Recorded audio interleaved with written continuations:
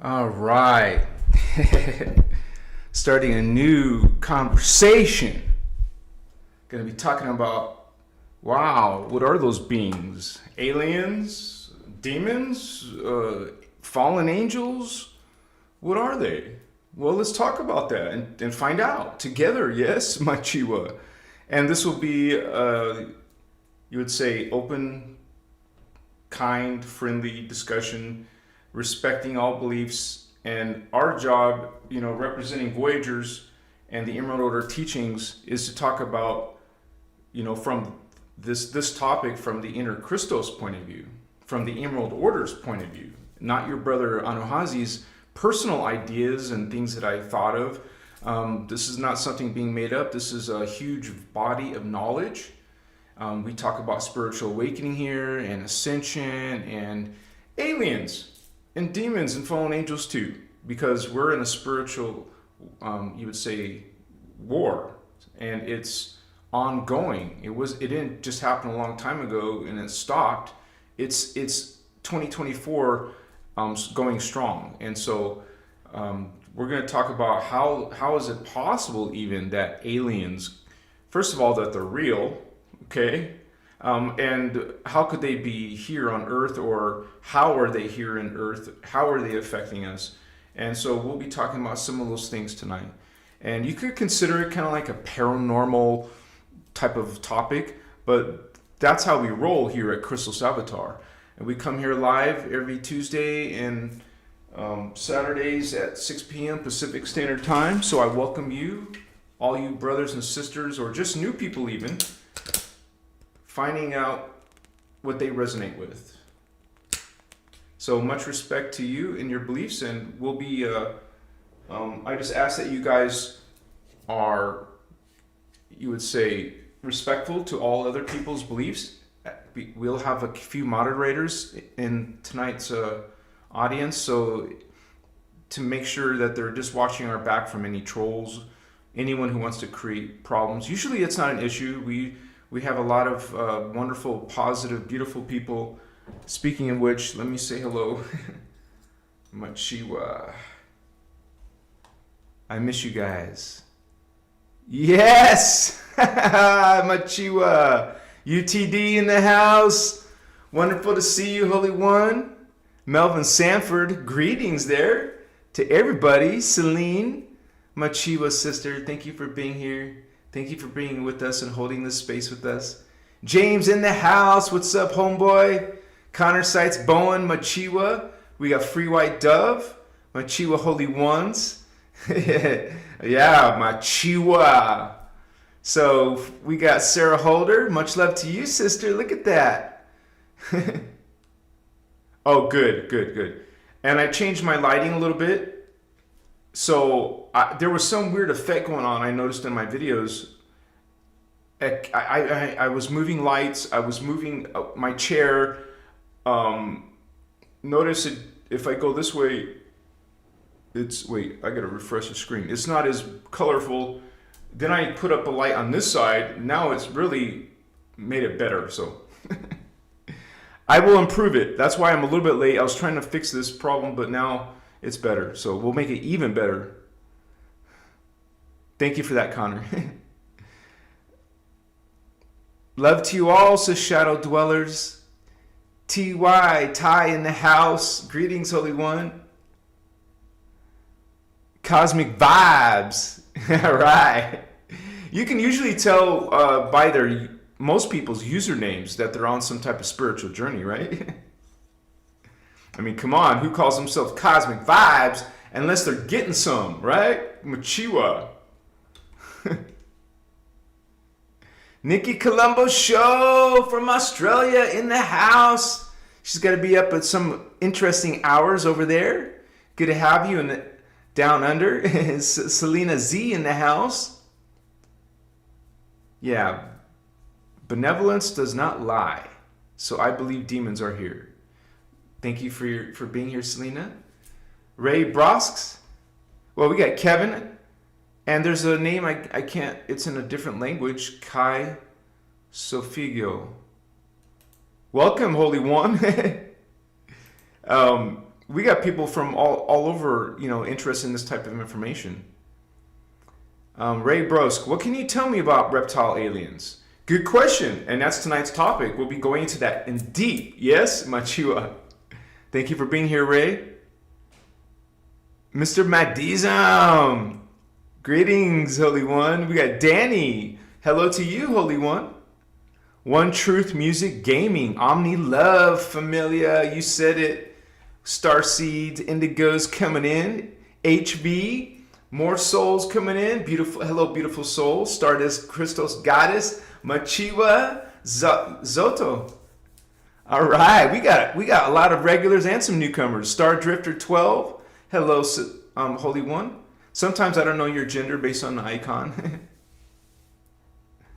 Yeah, this is a usually when we talk about aliens or reptilians or Anunnaki, it's kind of a popular topic.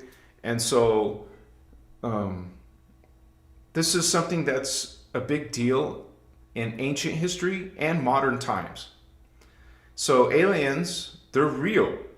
And people who say, prove it. Well, how do you want me to go get an alien for you in front of the camera? Right? But we do have, you would say, evidence in regards to archaeological and you would say the sightings of UFOs alone all over the world, not just today or this year, but the past, decades since we've had smartphones or whatever. We can suddenly, whip it out. Almost everyone has their phone next to them somewhere. Within seconds, they can start shooting, filming something.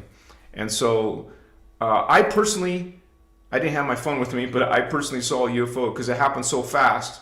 I was actually walking towards my tent when I was camping, and I saw the UFO. Okay? Now, to me, this wasn't an ordinary UFO. Not like a physical, solid, you would say, ship, but it was made of energy. It was an energy ship going into cloak mode, and then it vanished in front of me, but my interaction with this UFO was not finished, which I've talked about that story. And so I just saw 44 too, Sarah Holder. Yeah, 44, what's up, Holy Ones? Another master number here. But yeah, this is something that you have to look inside. Are aliens real?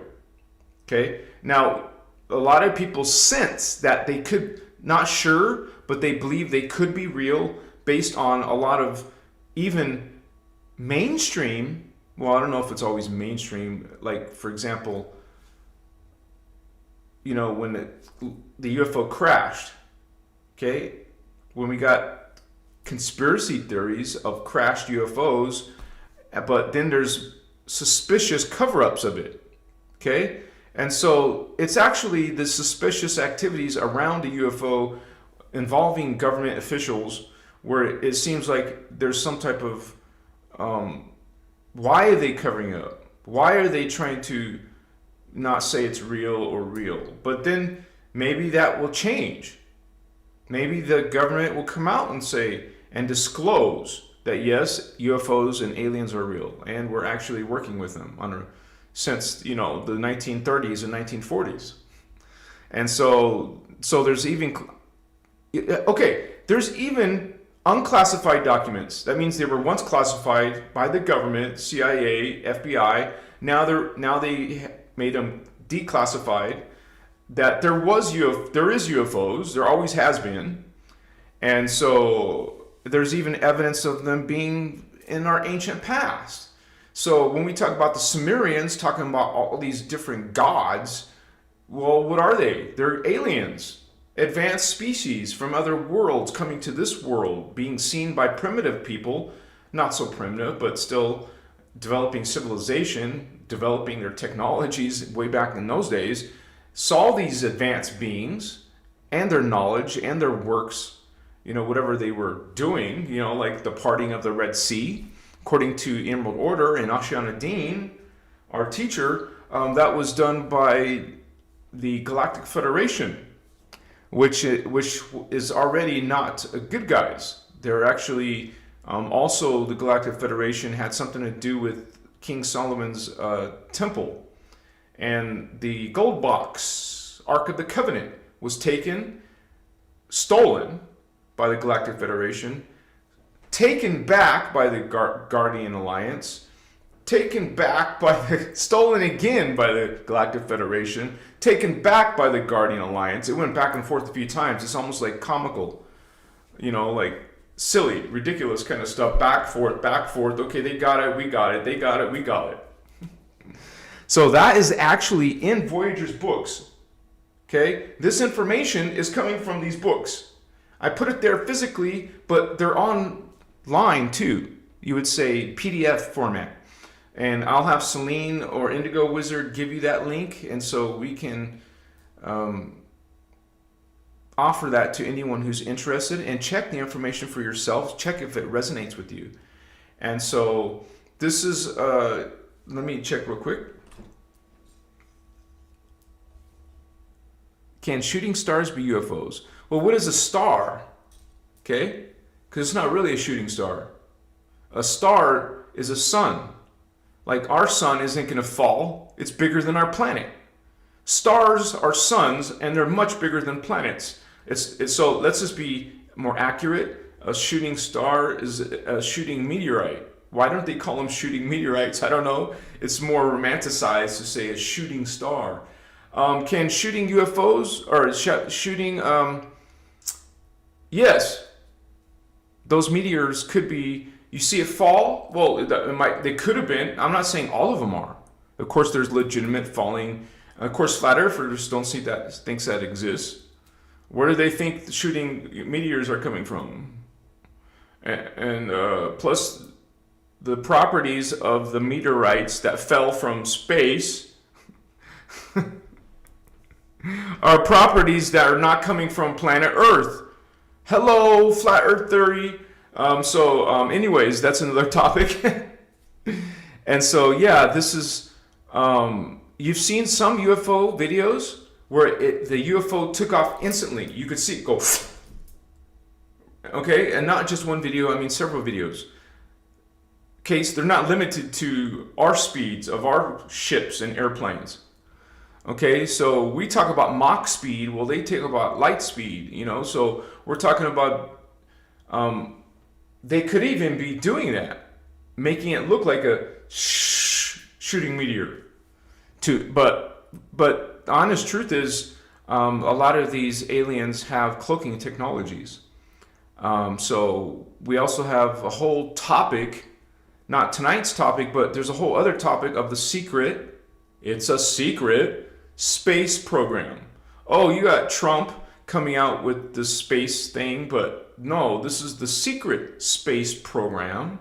And maybe there is some type of connection that will be revealed, what they call disclosure is happening just slowly than we think. So yeah, we got Indigo Wizard in the house, Stephen Oswald, Machiwa, Robin Kirk. So we'll go back to the original question about reptilians. Oh, Stardust Goddess. Oh, Stardust Christos Goddess. Wait, let me check here. Well, first of all, we have Shadow Dwellers. Became an Archangel member. Thank you for joining the team. Thank you for supporting this work. Just realize, Shadow Dweller, you now have access to the membership area. Okay, so anyone that has a membership here at Christos Avatar, you all get to be part of the members area. So that's in the, there's a direct link in the membership on my website. You just go to the membership tab on my profile, scroll down, you'll find the Discord link, because we're on a Discord server for our chat. So if you can't find it, shoot me an email. Or if you know Celine or Indigo Wizard, contact them as well. We don't do it we can't post it here because it's for members only. And Stardust Goddess, Omni Christos Love, sister. Machiwa, thank you so much for supporting this work. I know that's not your first time. Thank you so much. Bless you. You're making the Saturday much more wonderful, right? Thank you. Machiwa, Holy Ones, Dr. D, Guardian Alliance. Yeah, Guardian Alliance. So, reptilians. Stardust, thank you, sister. She said, thank you for all the work you do and put in for us. Much love, bro star. Thank you, sister. Machua. Let me go back to and I want to say, you guys, if you want to ask me a question, please write it in the name Christos Avatar, the name of my channel, in the message somewhere, and it becomes highlighted so I can see it. Because there's so many messages, I won't be able to notice it unless you do that. So thank you for that. Let me go back up to Eric. So, this is a different question. Will you be able to tell us about the eye of Yahweh? Now, you say it in an interesting way, the eye of Yahweh. I don't know what the eye is, but I can tell you a lot about Yahweh, which has to do with tonight's topic, aliens, demons, fallen angels. And so Yahweh, which is being worshipped in religion, Christianity, Judaism specifically. So this is a major figure, being, consciousness, entity. According to the Emerald Order, not your bro star anuhazi, but I am part of the Emerald Order, but this is official organization, official tome of knowledge. According to the Emerald Order, Yahweh is not an individual, by the way. First of all, it's not an individual. It's a collective. Of course, in the Bible, it's a singular being. This isn't the biblical perspective, excuse me. This is the Emerald Order perspective. Okay, so the Emerald Order talks about how Yahweh is a fallen angelic race called Anu Elohim. So it is the Anu Elohim. Now let me, okay, we're talking about Voyagers. Let's show you in Voyagers. Micaiah. Because it goes right into tonight's topic. So I'll bring up the PDF and we can show it on the screen so we can see it together. It's just all about transparency. So let me show you now on the screen the Voyagers. This would be one of Voyagers 2 book on PDF. There it is. So click on the search thing and put, well, actually, I know where it is. I got a bookmark here, Intruder Races. So I'll zoom it in, but give me a second. Let's go to the right place, which is the Dracos. I can still zoom in a little bit. Odetacrons, which I made a video about today. You could see the video, Fallen Angel video I made. A lot of the pictures are of these beings who are gargoyles, ETs, winged reptilians. But your question was based on Yahweh, so let's look at it. I'm going through all of them. Here it is. So Yahweh is coming from these races, the Anu Elohim, okay, also called Giovanni. They're D11, that means Dimension 11, Dark Avatar Collective. Let me make sure I'm seeing this on the screen. I have to refresh so I can confirm. And you guys please smash that like button. Smash that like button. Let's tell the algorithm this is the kind of information we want to see. So Jehovah and Anunnaki, thank you for that. Thank you. I'm sorry, Jehovah and Anunnaki were created by the Anu Elohim. So the Anu Elohim created Jehovah and Anunnaki. And so they have the different primary races. Like I mentioned just now, they're called Jehovians. That's who the Anu Elohim are. But they have a few different races that they made. That's why they're under primary races. The Ophanium, an extraterrestrial race, also being called overlords. It tells you what they're made of. They stole the Orifim DNA, indigo Orifim. They took indigo DNA, mixed it with a Nephite Anunnaki, which itself is a hybrid. So this is a few different beings in one that are called the Ophanium. And then you have Shriek El, aquatic dolphins, Nephite. There it is. There's the Nephite. But they took the Nephite and mixed it with the Jehovah's Anunnaki to make some of these races.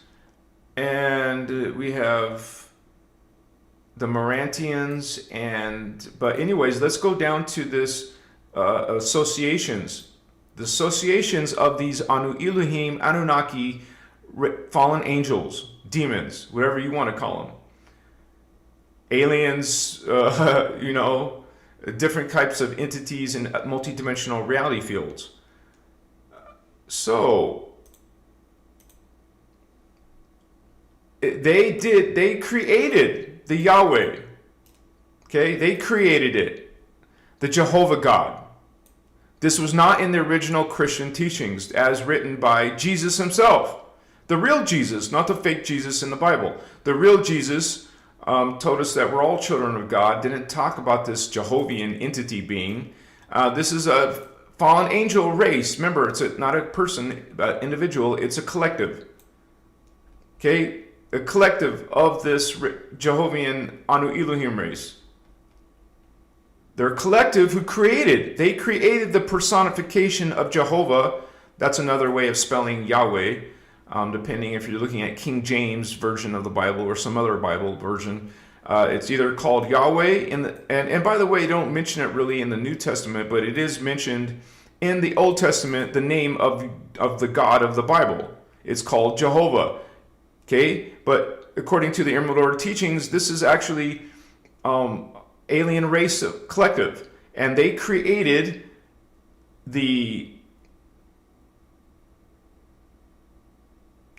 Jehovah character, but also the stories in the Bible.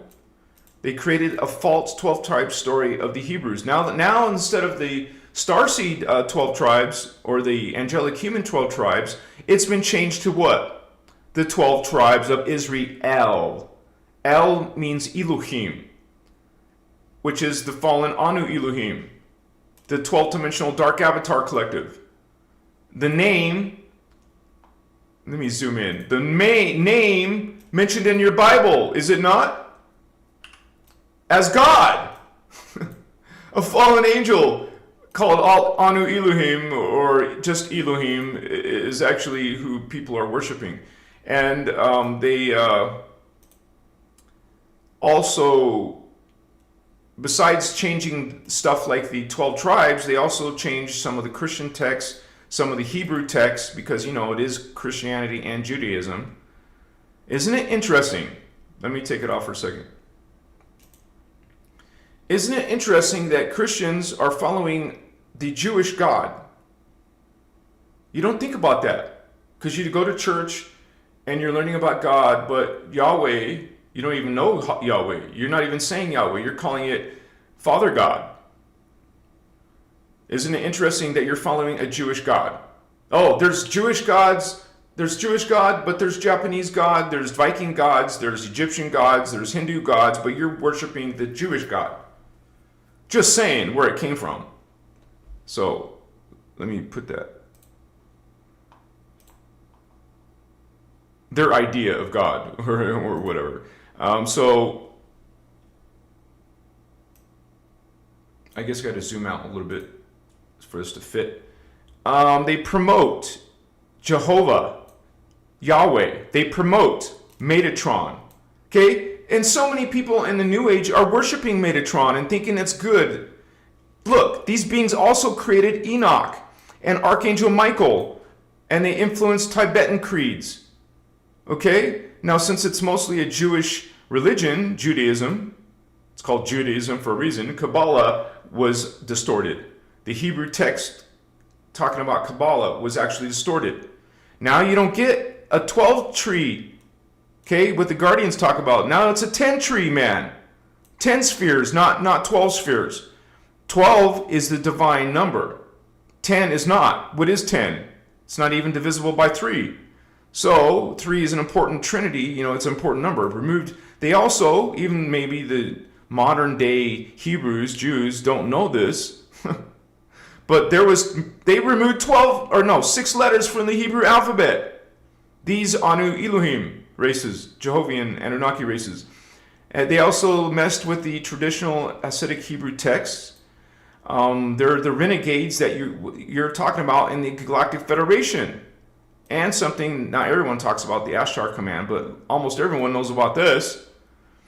And they're also the same beings who are the Nibirian councils. Oh, I'm connected, I'm channeling the Council of Nine. They don't realize that they're from Nibiru, man. They're fallen angels giving you all this. And it's the same thing. This was popular, this Course in Miracles channeling thing. You can just look that up. But just realize it's coming from these.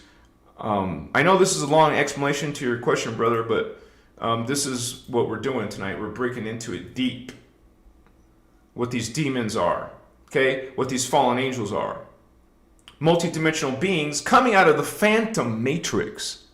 Okay, we have our particle universe, but there's something called the antiparticle universe, and there's something called the phantom universe. 3 different varieties.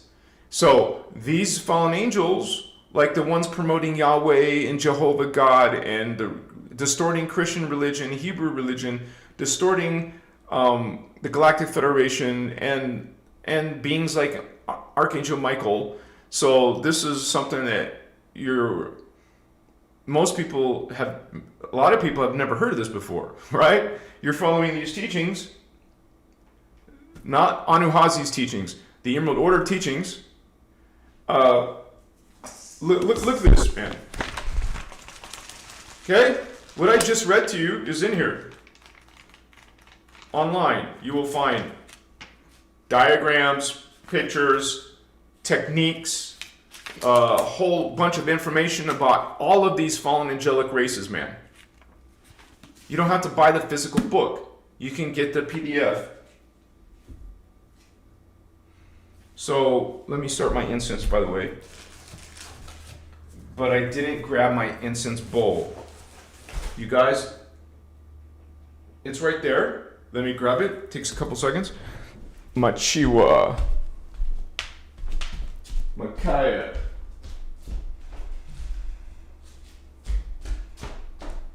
Yeah, baby. What's up? We got this going on.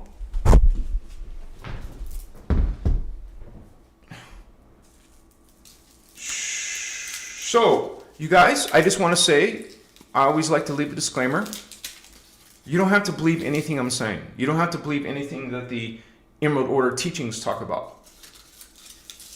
You don't have to, you see what I'm saying? This is not dogma, like you get in religion. That's serious, hardcore dogma. I mean, very threatening dogma. Actually, let's use this. Whoa. Didn't mean to snuff out my candle.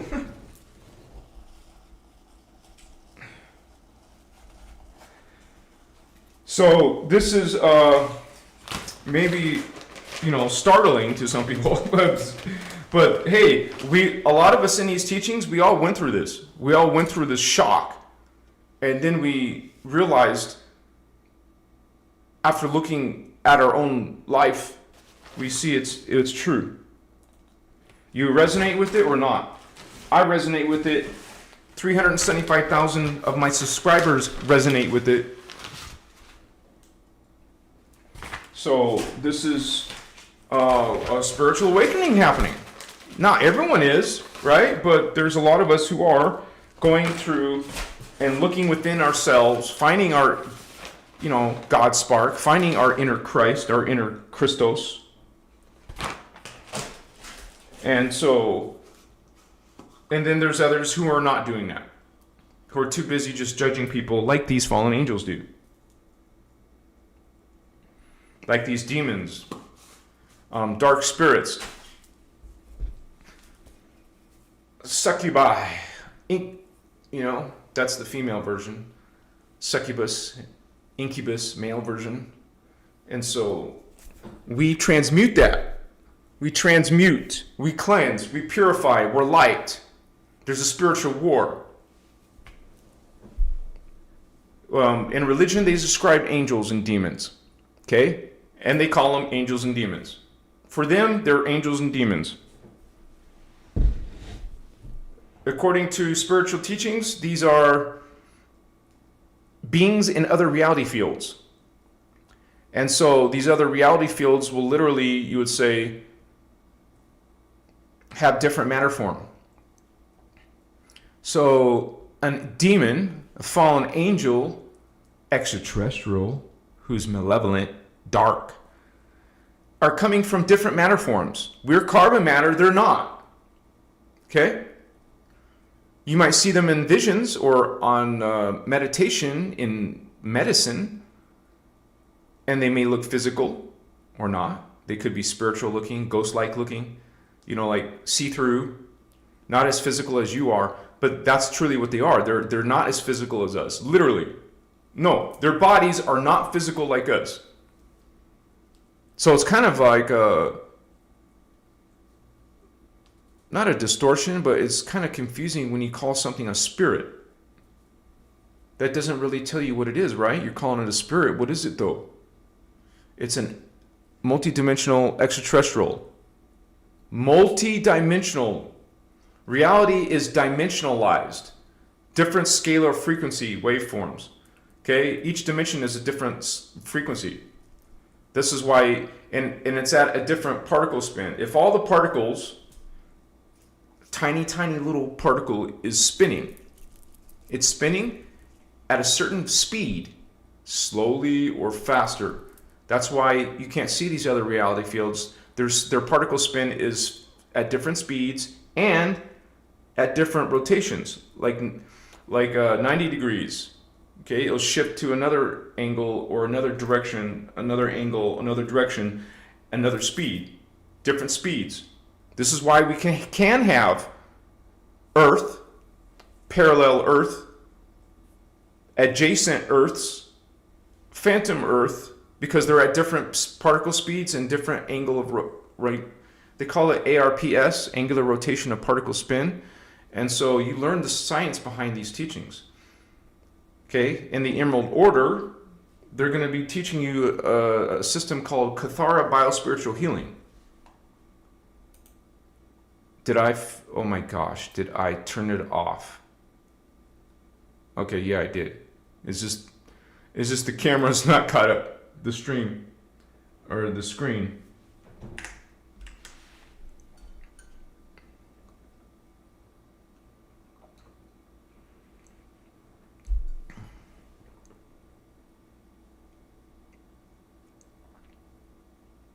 As in, Stardust Goddess, little alien in the house. Zuzi Kingdom. Yeah, lots of smoke. That's from the incense.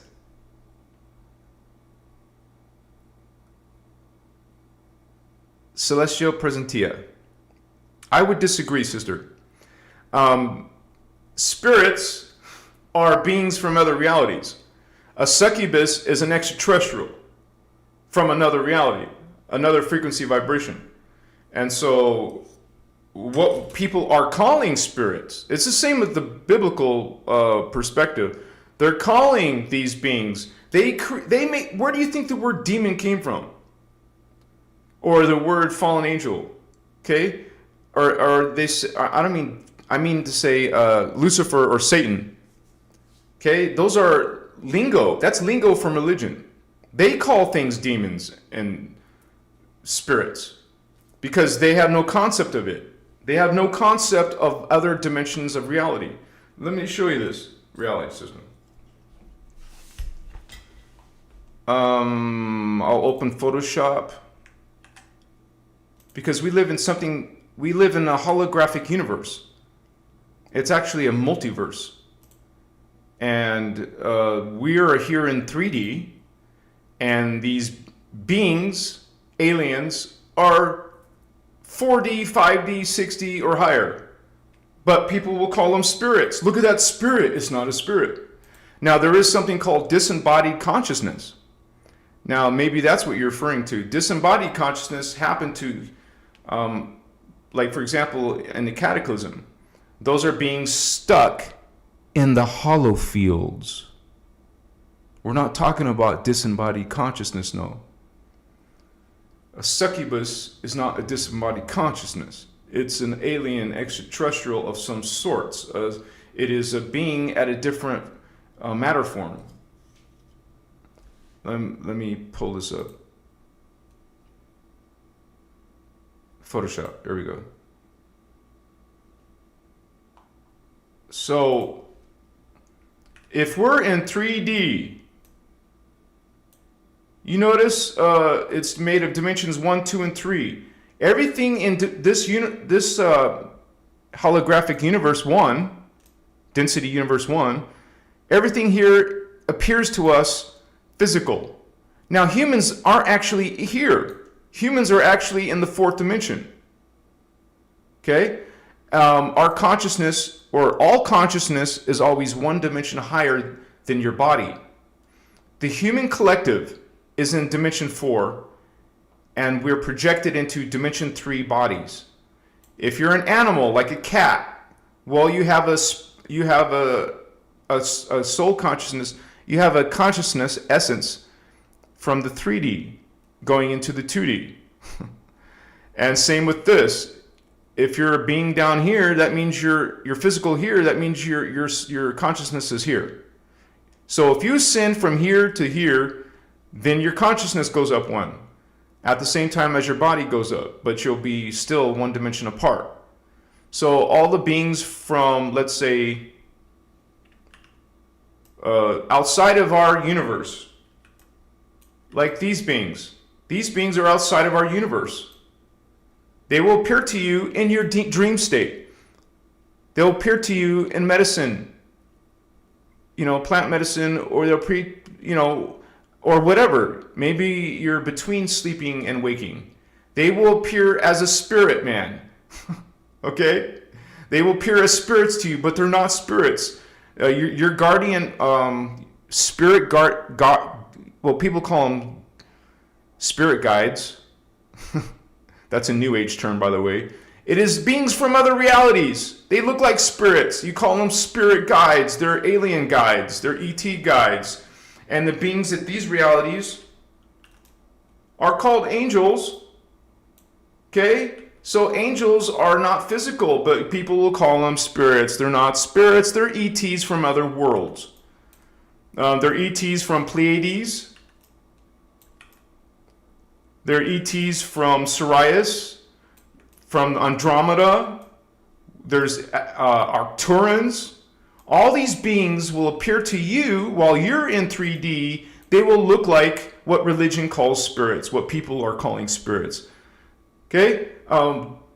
Everything is consciousness at different levels of matter. You got carbon matter, physical beings, and these most of these demons and fallen angels will be coming from these levels.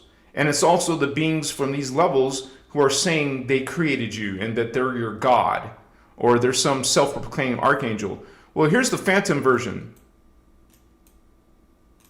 Okay? They're in the phantom universe, but they also have dimensions 4, 5, and 6, but they're not called souls. You would call them dark souls, or dark oversouls, or dark avatars. No, it's not something I made up. That's what Ashiana says it herself. And so a lot of them are coming from the Phantom Matrix. A lot of them are what you call the mutated consciousness. Any of these fallen angels or demons, you know how, it is simply a matter of what path you're following. Either the path of chaos, this is the path of chaos, or the beings following the, unity consciousness are following the path of order. And so this is all what people in religion will call spirits. These are not spirits, man. The concept of the spirits is a distortion. So is the concept of demons is a distortion. The concept of fallen angels is a distortion. So gods are ETs, angels are ETs, demons are ETs, spirits are ETs. But all of these are in different matter forms. You got these beings are described by the Guardians, by our teacher Ashana. They're described as ghost-like. They're not physical like us. They're ghost-like. These beings are even more ghost-like. They don't even have bodies like the normal idea of what a body is. They're actually start to become collectives. They're not even... So these are pure consciousness. These pure consciousness beings, archangels, these pure consciousness beings look like spirits. They're not spirits. They barely are physical like you are. Okay? And this is why most interactions with archangels are going to be in meditation mode or some type of altered state mode. Most of the beings that you would say are close encounters of the third kind, you see them physically or you think you're seeing them physically, they're most likely coming from these dimensions. And they come to us and look like, this is why people are worshiping them, man. Because they look like totally different advanced beings. And we talk about the divine blueprint, but it's way up here. This is your non-distorted, non-polarized DNA template. All beings have it. Even these fallen beings have a 12D version. But look, they cut themselves off from their 12D version. Literally. They only go up to 11.5. They don't hit that 12 mark. They're blocked in their DNA, in their consciousness. So these fallen beings, these demons from the pit of hell, bottomless pit, Hades, it's actually, the Guardians call it a phantom matrix anomaly, a black hole subtime distortion cycle. It's religion calling them spirits. It's religion calling them hell and Hades and all other kinds of distorted ideas. So, okay. But hey, let me go back. And you guys, what I say earlier, you don't have to believe anything I'm saying. We can disagree. We can peacefully disagree and much you up. So glad to have you guys in the house with me. Let me refresh the screen. So we have a lot of things happening with you would say the Anunnaki, but don't forget about the reptilians. It's actually the reptilians who take us over. Eventually, the reptilians will conquer us if we stay on this timeline. So we don't want to stay on this timeline. We want to go to the inner Earth timeline or the 5D Tara timeline. This is what we're doing. Okay, this is what we're learning. How to get out of this distorted body, distorted consciousness, distorted planet. Our planet is distorted now. It wasn't always like that. But these demons from other realities, fallen angels, have messed with our DNA. So let me talk about the reptilians because someone asked about that, and that's the name of the video. But reptilians are coming from another star system. Okay, they're coming from Orion. Now, originally, these beings were coming out of Vega. So there was at the very beginning, because there was a beginning. There was a beginning of our time matrix. The Guardians say our time matrix started 950 billion years ago. And that's when the reptilians were created, man. Everything was created. The founder races. A founder race is a being who was, think of the word founded. They were founded. They're the first ones. Okay? So the cat people are the first ones on the blue flame. On the gold flame races, these are metaterrestrials. Gold flame, blue flame, violet flame. Those are metaterrestrials. They're greater than extraterrestrial life. So they're made of antimatter, not antimatter. That's the parallel universe. They're made of antimatter, A-N-T-E. Antimatter beings are plasma, hot plasma. It's technically, science word is, from the Guardian teachings, is thermoplasm. So their body forms, their consciousness is like suns, they're stars. They don't have ET bodies with arms and legs and eyes and mouths. Okay? You're up there, holy ones. And you can connect to that self. You can connect to the Elohai, the Seraphi, and the Brahma Rama. So this is something that... one second here. A little bit more. This is... God is great. Trying to understand God. The full encompassing God.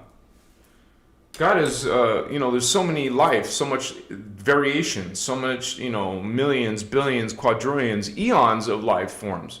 And so we're like 950 billion years old. That's crazy, right? Most people can't wrap that around their head. Because according to science, the universe is only around 13 billion or so. Less than 20 billion, they say. So, no, 950 billion years ago. At different levels of reality. See, that's the whole thing. The science is not integrating. They're not integrating multi-dimensions of reality. Same with religion. So they call them spirits. They'll call them demons, fallen angels. The Guardians call them fallen angels too, but we also talk about them being as aliens from certain planets, having certain agendas, having certain DNA structure, certain, this is broken down in these teachings. Okay, so this is something that we talk about at Christos Avatar.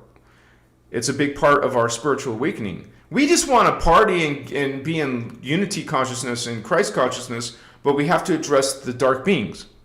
We need to talk about them so we're, first of all, prepared, and so you're also educating yourself to learn how to protect yourself and not be influenced by all the things that these fallen angels and demons are doing in our world.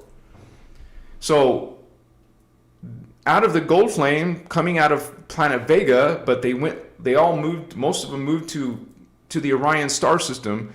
This is where we get the reptilians. And so the reptilians, this is 250 billion years ago, they started fighting with the Anu Elohim races. Okay? These are dark avatars, you guys. That means they're 10th, 11th dimensional beings. The reptilians are 10th dimensional. The Anu Elohim, Anunnaki, are 11th dimensional. But they would still meet in the battlefield in their time space and have fallout. So this is all something, it all started in the cradle of Lyra. It all started in that system. And then the beings moved out of there. Naturally, they're going away from the Guardian system and went into their own system and started dominating it, conquering that star system. And so the original first Guardian, remember, they're our founder race. They were once upon a time, before they fell, founder race, a Guardian race. But when they fell, they went into, a lot of them fell into the Phantom Matrix. And moved to the Orion star system. And the first ones were called dragon moths. Omicron dragon moths. You hear this word, Omicron, in different star systems. And Omicron is interesting how it's being used in some other contexts. But it's a name of the first reptilian race. That's not fair. There's actually one that was created at the same level as them. The winged reptilians called Odedicron. So Omicron and Odedicron are at the same level. Okay, the Anunnaki are down here because it is the Omicron dragon moths, because they look like moths and dragons mixed together. I made a video about them. Check it out. Pretty scary and weird looking. So these beings were the first reptilians. They're part dinoid, dinosaur, part reptilian, part insectoid. They're very strange looking creatures. Excuse me. But this was the first fallen angel race 250 billion years ago. Both the reptilians and the Anunnaki clashed 250 billion years ago. This is way before Earth was created, way before the human race was even thought of. We were created less than 1 billion years ago, much less 250 billion years ago. So the reptilians, well, they're a fallen angelic race. Everything was once blessed. Everything was once positive. But these are the races who started going against Creator God, going against the Guardians, attacking, blowing up planets, taking over races and species, or killing them. They went on a killing spree. They were out for blood. And you can hear Ashana talking about this. They were out for blood, conquering planets. They were against life. They're against God. They're against Earth. They're against humans. They're against all life. They're phantom beings. You know what that means? That means they're no longer connected to life force, the Creator's currents, consciousness, energy. They're separate from that. They cut themselves off from their divine blueprint. Now they're on their own, energetically speaking. They're separate from the creation currents. They don't have access to creation currents. Now they have to steal energy. That's why they're energetic vampires. Now they're feeding off of the living system. They're feeding off of us. They'll feed off. They'll get into your body fields, the biofields. They will feed off of your kundalini. They'll feed off of your chakras. This is what they do. This is what fallen angels do. This is what demons do. What do you think a succubus is, man? Okay, I've had a few of those back in the day, 10 years plus. I've had a few succubuses. And what did I see them doing? What other people saw, they say they were doing as well. They're feeding off of you, man. They're feeding off of your life force. They stop you from, it's hard to breathe. You feel like they're on your chest. And you struggle. That's the first thing you notice, is that you're having trouble breathing. And you can't move. You're paralyzed. Like a black widow spider just paralyzed you. You can't move. You see this freaking scary ass creature. The one that I saw had fangs, man. It's not a spirit. It's an extra multi-dimensional entity. A phantom entity. Okay? These phantom beings feed off of your biofields because they don't have access to their own biofields. They don't have an aura. They don't have activated chakra. They're in a reverse consciousness state. So this is something that I had to find out about on my own, right? And start to learn how to protect myself. Throw out my Maharic seal. That caught me off by surprise. That succubus I just described, because I was staying the night at someone else's house. It happened at their house. What has that got to tell you?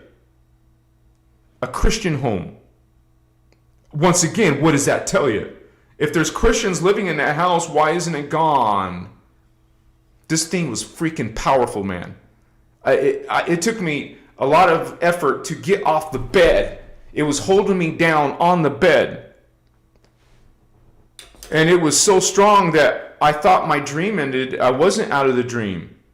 It was still attacking me.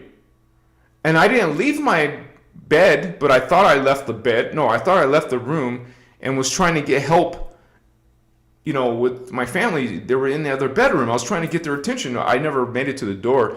I finally got out of it. I didn't want to wake them up at 3 o'clock in the morning, right? It's an extraterrestrial, not a spirit. These are entities in other levels of reality, frequency, vibration.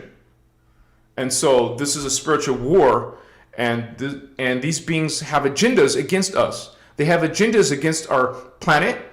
They're trying to take over our stargates. They want access to these gates. What are humans? Humans are guardians of these gates. They're guardians of this planet. And our planet is multidimensional too. While we're having spiritual warfare on planet Earth, there's spiritual warfare in the ascended versions of Earth. Because Earth ascends into Tara, Tara ascends into Gaia, Gaia ascends into Armatena. And there's spiritual warfare going on. Armatena was destroyed, the highest level. The Guardians allowed it. That's another story. So, Machiwa Holy Ones. 99 souls in the house. Me and Sarah Holder are on some level here. You goddess, stardust, goddess. We all saw it. HV. 2 words. Maharic seal. Maharic seal. My question to you guys in the audience, have you read Voyagers? Did you know there is the Maharic seal in Voyagers 2?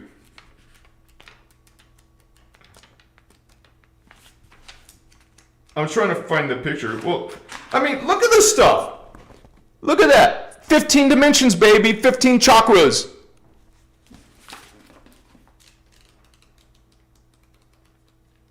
It's in here somewhere. This is a 600-page book. Almost 600 pages. 580 or something. So, yeah. My first advice with people having demon problems, dark entities, whatever you want to call them. Like, you guys don't have to agree that there's ETs. You can say they're spirits. Whatever. It doesn't matter because they're still dark and they're still attacking our world and our planet. So it's all about this, your lifestyle, your thoughts. You change your thoughts. You change your life. You won't be even resonating to those frequencies. You become a Christed being. You live in unity. You're going to have a lot less. I won't say zero in attacks, but because they actually, some of them seek light beings. They want the energy from a light being. They want to manipulate you. They want to distort you. They want you to fall. So it's all about, going into the Cathar teachings. We talk about the angels, man. We talk about the races in the history from Atlantis, the history from Lemuria. But there's techniques. There's meditations. There's probably over 100 different techniques. Have you gone into the teachings? There's Cathar 1, Cathar 2, Cathar 3, Cathar 4. If you learn these healing protection systems, you won't have problems with demons, fallen angels, spirits. They come to your resonance. What is your resonance? What do you vibrate? Are you speaking profanity? Are you speaking judgment? Are you low vibing? Are you eating junk food? What's your vibration? Are you being down here? Are you existing and thinking and speaking down here? Raise the bar. You won't be having problems with demons. How to protect them? That's one way right there. Change your lifestyle. Change your thoughts. Do some shadow work. Do ego work. You start raising your consciousness, living and treating others and yourself in a whole nother way. Mature. You won't be having a succubus. You won't be having a dark entity siphoning you. Because you're going to learn to protect yourself with these teachings. And so this is, it's not hard. It's not rocket science. It's about your vibration. It's about, what are you aligning yourself with? People in religion are aligning themselves with phantom. Judgment aligns you with the phantom. Guilt aligns you with the phantom. Shame, depression, once again, it's lowering, your vibrations are down here, not high vibe. Whatever circumstances you're in because you put yourself there with your thoughts, with your distorted thoughts. Now you're experiencing some witch casting spells on you. Now you're seeing demons and fallen angels. Now you're having drama in your life. Wow. Transmute, holy ones. Make a change in your life. And now you won't be influenced by these low vibe, dark energies. That's the first advice. The other advice is actually studying the techniques, learning to do your mentor technique. If you've ever heard of the mentor technique, learn how to do the Maharic seal technique, which is what? 12 strand, baby. Remember I showed you the diagram. All those beings, all the negative beings are in polarity. but 11th dimension and down. Technically 11.5. In 12D, there is no distortion. There is no darkness. We want that in your life. You want the 12th dimensional consciousness, the Christ consciousness, because that's what 12D is called. You want Christ consciousness here with you within your biofields. You want your 12D, baby. I am Christar. I am Christar. I am Christar. Do regular meditation, regular Maharic seal, regular connections. Why not pray to your higher self? Why not connect to your Elohai self? Why not connect to the blue flame? Yourself in the blue flame. We're not connecting to Archangel Michael. We're not connecting to Father God Yahweh or some self-proclaimed archdemon or whatever. We're going inside.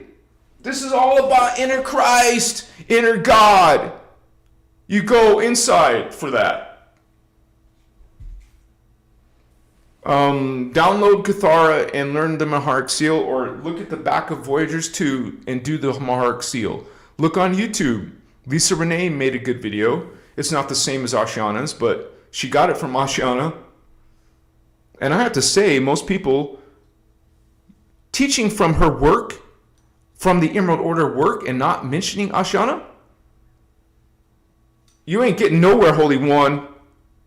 Those of you out there doing that, you're not getting anywhere, are you? You're not going to get anywhere with Guardian Alliance. We talk about our teacher, Ashiana Dean. These teachings are coming from the Emerald Order. Okay? We talk about our teacher. We talk about where these are coming from. This is the source.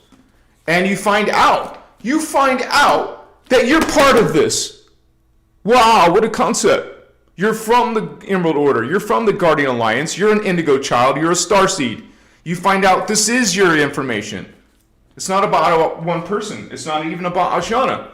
It's not about Jesus Christ. You're all Christos Christ. The human race is coming from the Christos Christ. We were created from that level. Understand? It's in our DNA. 12 strands, not double helix. You want to be a double helix human? You want to be a guilty sinner? Freaking Adobe is messing with me. Then that's your choice. That's your identity. You made it your identity now. Now your identity is a guilty sinner. And what is worship? Tonight's topic is about these aliens and demons and fallen angels. What is worshiping these beings? What is worship? Worship is giving your energy to some other being. What is worshiping? What is worshiping? It's giving your energy with your free will. Here's my unconditional loyal subservience and obedience. Wow. Right? So this is a choice if you want to do that route. Worship. We're doing worship. We're and doing worship together. We're worshiping and praising. Praising and worshiping is giving your energy. Now you don't have that energy. This being, what kind of advanced spiritual entity out here that you're worshiping? What kind of being needs energy? That's up there. That's divine. Don't you have your own energy? Why do you want mine? Why do you want me to worship you? Why do you want my energy? You know, you got your own. Why are you trying to take mine? Aren't you a divine being? I'm an avatar. Aren't you an avatar? Why haven't you grown up? You got these lower beings from density 2 saying they created your ass. We created the humans. 1101 average view duration, that's 111. 96 souls, 99 concurrent viewers. We got this rocking, baby. So, I must have got some other questions. You guys smash that like button. Much you, Hulk smash the like button.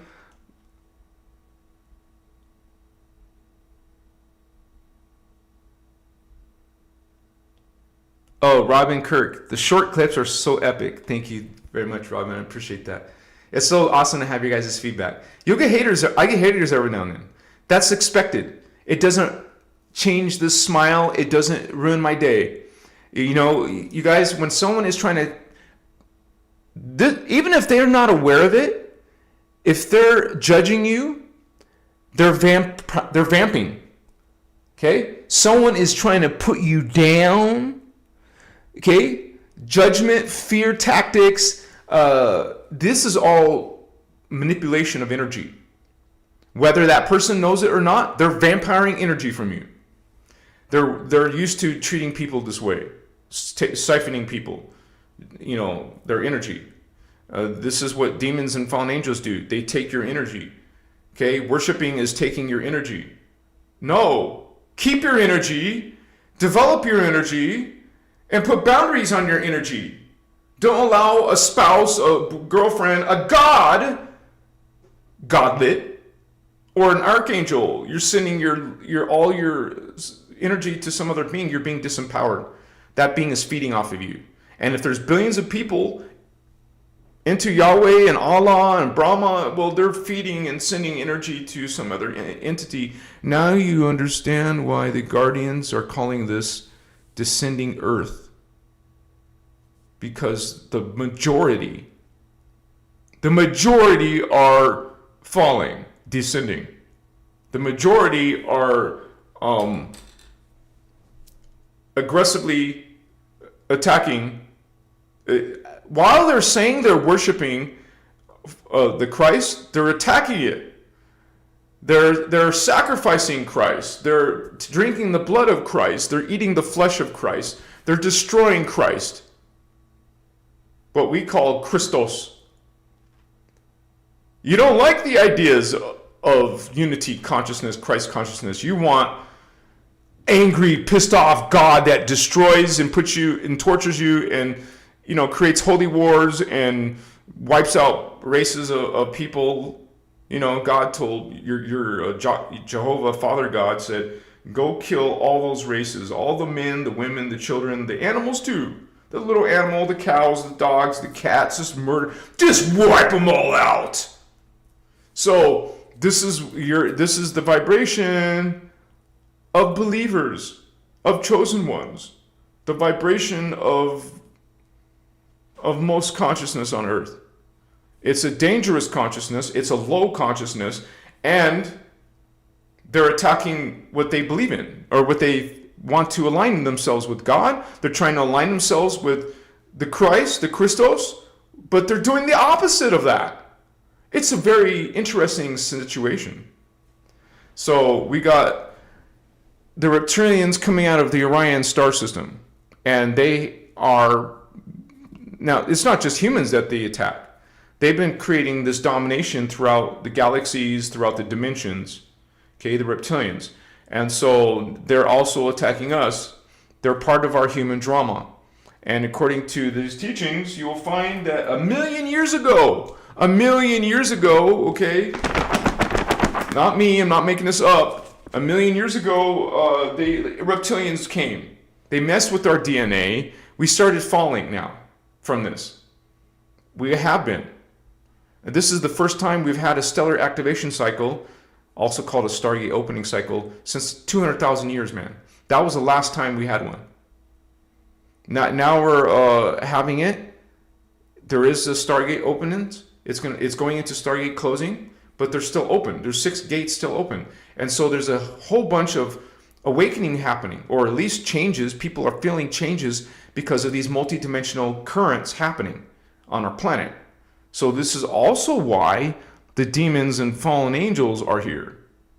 And the reptilians and Anunnaki, they're here because of this Stargate opening cycle. They don't want humans to waken up, because if humans waken up, then they lose and they become empowered, right? They waken up, they become empowered. They're no longer sinning and worshiping these beings. You're taking your power back. When the humans wake up, that means they're taking their power back. They're not giving it out anymore. Keep your energy, holy ones. Love yourself and love the others. bring in Christ consciousness and unity into your life, and your whole life will change. And that also includes a whole bunch of increased psychic potential, a whole bunch of knowledge, past life memories, future life memories. It goes into a greater healing of your body. Okay, there's so many positive reasons or incentives to go through this transformation. So bless all of you who are part of this transformation and are here with us, holding space of the Christos. Celestial Presentia. Viewing the PDF, I saw the Ashtar command mentioned. I want to ask you if the Galactic Federation is the same Galactic Federation of worlds. Yeah, it is. And this is a false disclosure, of false guardians. Now, the Guardian Alliance is big in the New Age movement. It's a huge thing, just like the Anunnaki. The Anunnaki and the Galactic Federation, which is who's running it. It's the Anunnaki running the Galactic Federation. And so it's a false spiritual movement. The Guardians called this false spiritual movement the New Age channeling movement that's being run by the Anunnaki. Now, there's a New Age channeling, there is a UFO movement being run by the Reptilians. And so they have their own agendas, their own techniques. So the Anunnaki are the ones who created the chosen ones. It's not a good thing. There's another cricket. Remember my other live, I had a little cricket. I get these crickets because there's outside there's thousands of crickets, like it was some plague or something. I don't know why there's so many crickets, but it's crazy. Now I get them in my house every day. But anyways, this is I haven't made a video about them yet, have I? But I talked about them. I've talked about the Galactic Federation. I mentioned them a few times. Maybe there's one short that I mentioned the Galactic Federation. But this is hardcore their agenda. And I've said this many times. What do fallen angels and demons do? They pretend to be good guys. Okay? They're pretending in religion to be good guys, but then they show their true colors. You can see it in the teachings. Okay? Same with the Guardian Galactic Federation is a perfect example. And I just mentioned earlier, I talked about how there was the Galactic Federation who did the whole thing with the Ark of the Covenant gold box. They were stealing it. And also they're the same ones who had some involvement with the Babylon massacre. You know, in the Bible they talk about how everyone started speaking different languages. That was technology. Remember, they're not using these spiritual tech. They're using spaceships. They don't have access to their own Merkaba light field. And so they're definitely talked about in Voyagers. So let's do that since she asked a question about it. And sister, you should have a copy of Voyagers. You said you're going to teach this stuff. I'm sure you read it once or twice, right? Let's look at this PDF. All right. So here we are. We're going to put... Oh, wait. Did I do it?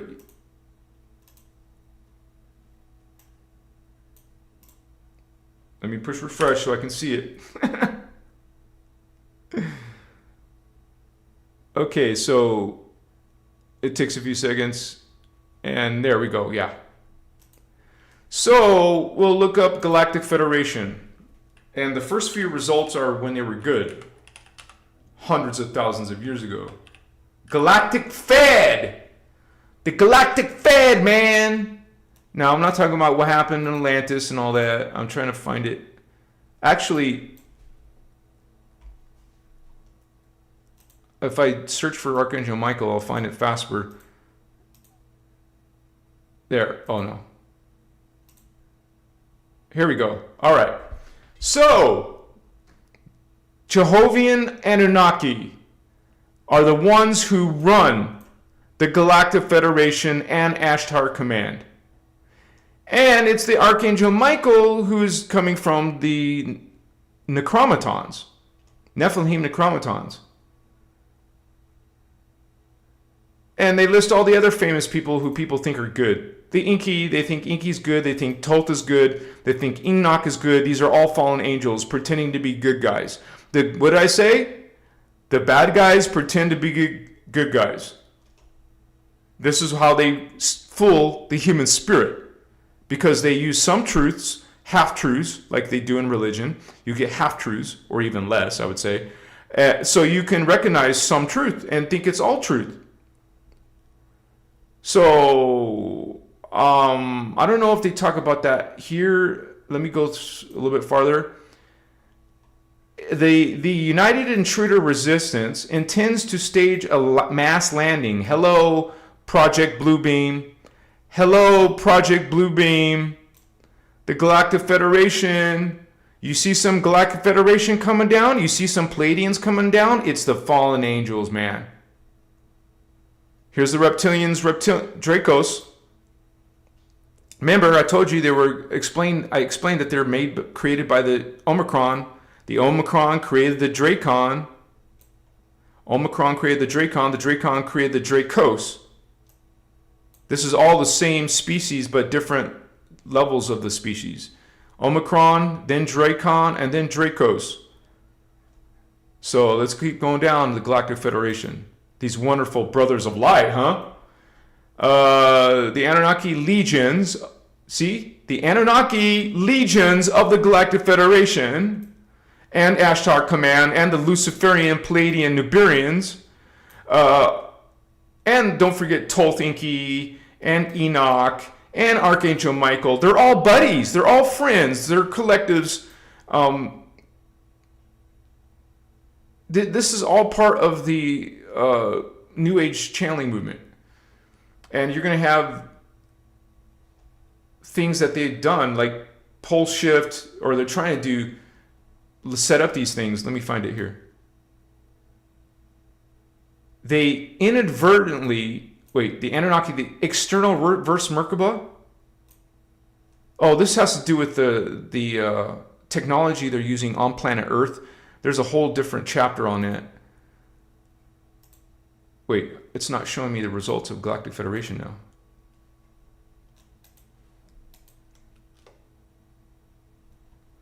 Then I mentioned the Babylon massacre, and this was 3,650 BC. It has something to do with the Babylon massacre, and it's explained about the gold box. You thought I was making it up. I'm not making it up. I'm talking from these teachings. I'm talking from this book, man. But I still get accused of making stuff up. Okay, I had a friend just talk about Stonehenge like it's a good thing, and crop circles like it's a good thing. It's not. According to Ashiana, most of those are scalar energy fields, like a crop circle is meant to do damage to your biofields. Its symbol is what we use good symbols in the, for example, Maharic seal technique. The beings like crop circles are using negative symbols and energies. People don't understand energy. They also attacked the Galactic Federation. Also had to do something with the Egyptian dozer evasion. Okay, I mean, this is just, oh wow, what do you know? Dead Sea. Dead Sea Scrolls. Sodom and Gomorrah. Remember who created Yahweh. Remember who created Elohim, Nephilim. Remember who created these different biblical narratives. The three Christs, by the way. Noah, Abraham, Moses. These are anti-Christos, anti-Christ agendas, man. Ark of the Covenant, there it is right there. Ark of the Covenant, gold box. They're Stargate tools. So it's actually part of our Ascension, the Ark of the Covenant. That's why it was being stolen by the Galactic Federation.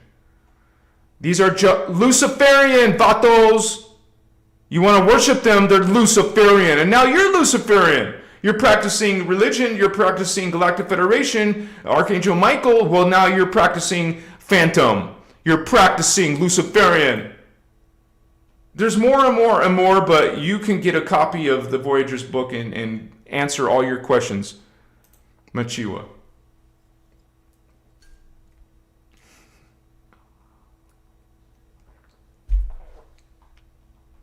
Thank you guys for being here on this live about demons, fallen angels.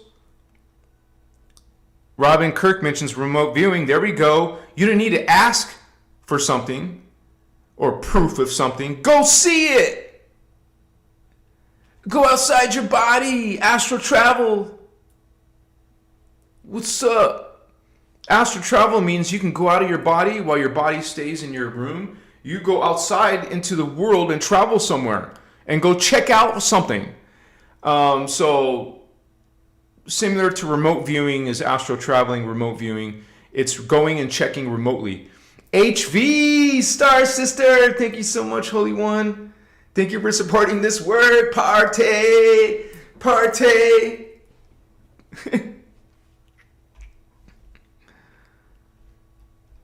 Machua. Divine worlds of wisdom. Divine love, healing, and wholeness to all who are in the room and to our divine host. Thank you, divine worlds. You're divine. We're all divine. We're all coming from Creator God. But thank you for your positive, kind words. And you guys, this is what we do. We practice kindness regularly. We try, because it's hard to have omni love. That means loving all. But that is part of what we're meant to do. And don't forget the 12 attitudes of mastery. Wait, let me make sure I turn that stuff off. Yeah. As talked about, 12 attitudes of mastery, the 12 responsibilities of mastery. It's not the 10 commandments, okay? I'm not saying the 10 commandments are BS, like don't kill. Of course. What are you thinking, right? So yeah, let me go here. You guys are awesome yourselves. You guys are having your own awakenings, your own blessed, beautiful expansions, man. Bringing in your higher self, bringing in your God self, your Christ self. You are bringing it and representing walking, talking examples. Okay? You're shining your light. You're standing in your light. You know this is a spiritual bondage. New Age is clueless. New Age is love, light, and clueless. They don't talk about these fallen beings. They don't talk about our forbidden history. They're not connecting, to their true identities or what really is happening. When you ignore the darkness, you're going to be exposed. You're not going to think about your Maharic seal. And you're just going to be relying on external things. Like we talk about incense, but you don't just use incense, man. Okay? You don't just do a spirit mop on your floor. You don't sprinkle holy water. You don't just sage your room. You go way beyond that. Machiwa. You go, let me see.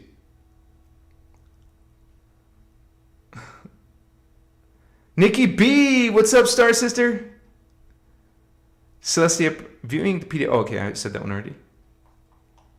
Oh, wow, I can't go higher. Shit. It's not letting me go higher now. I wonder if that has something to do with refreshing the screen. OMG. I'm sorry, you guys, if you answered before that one question.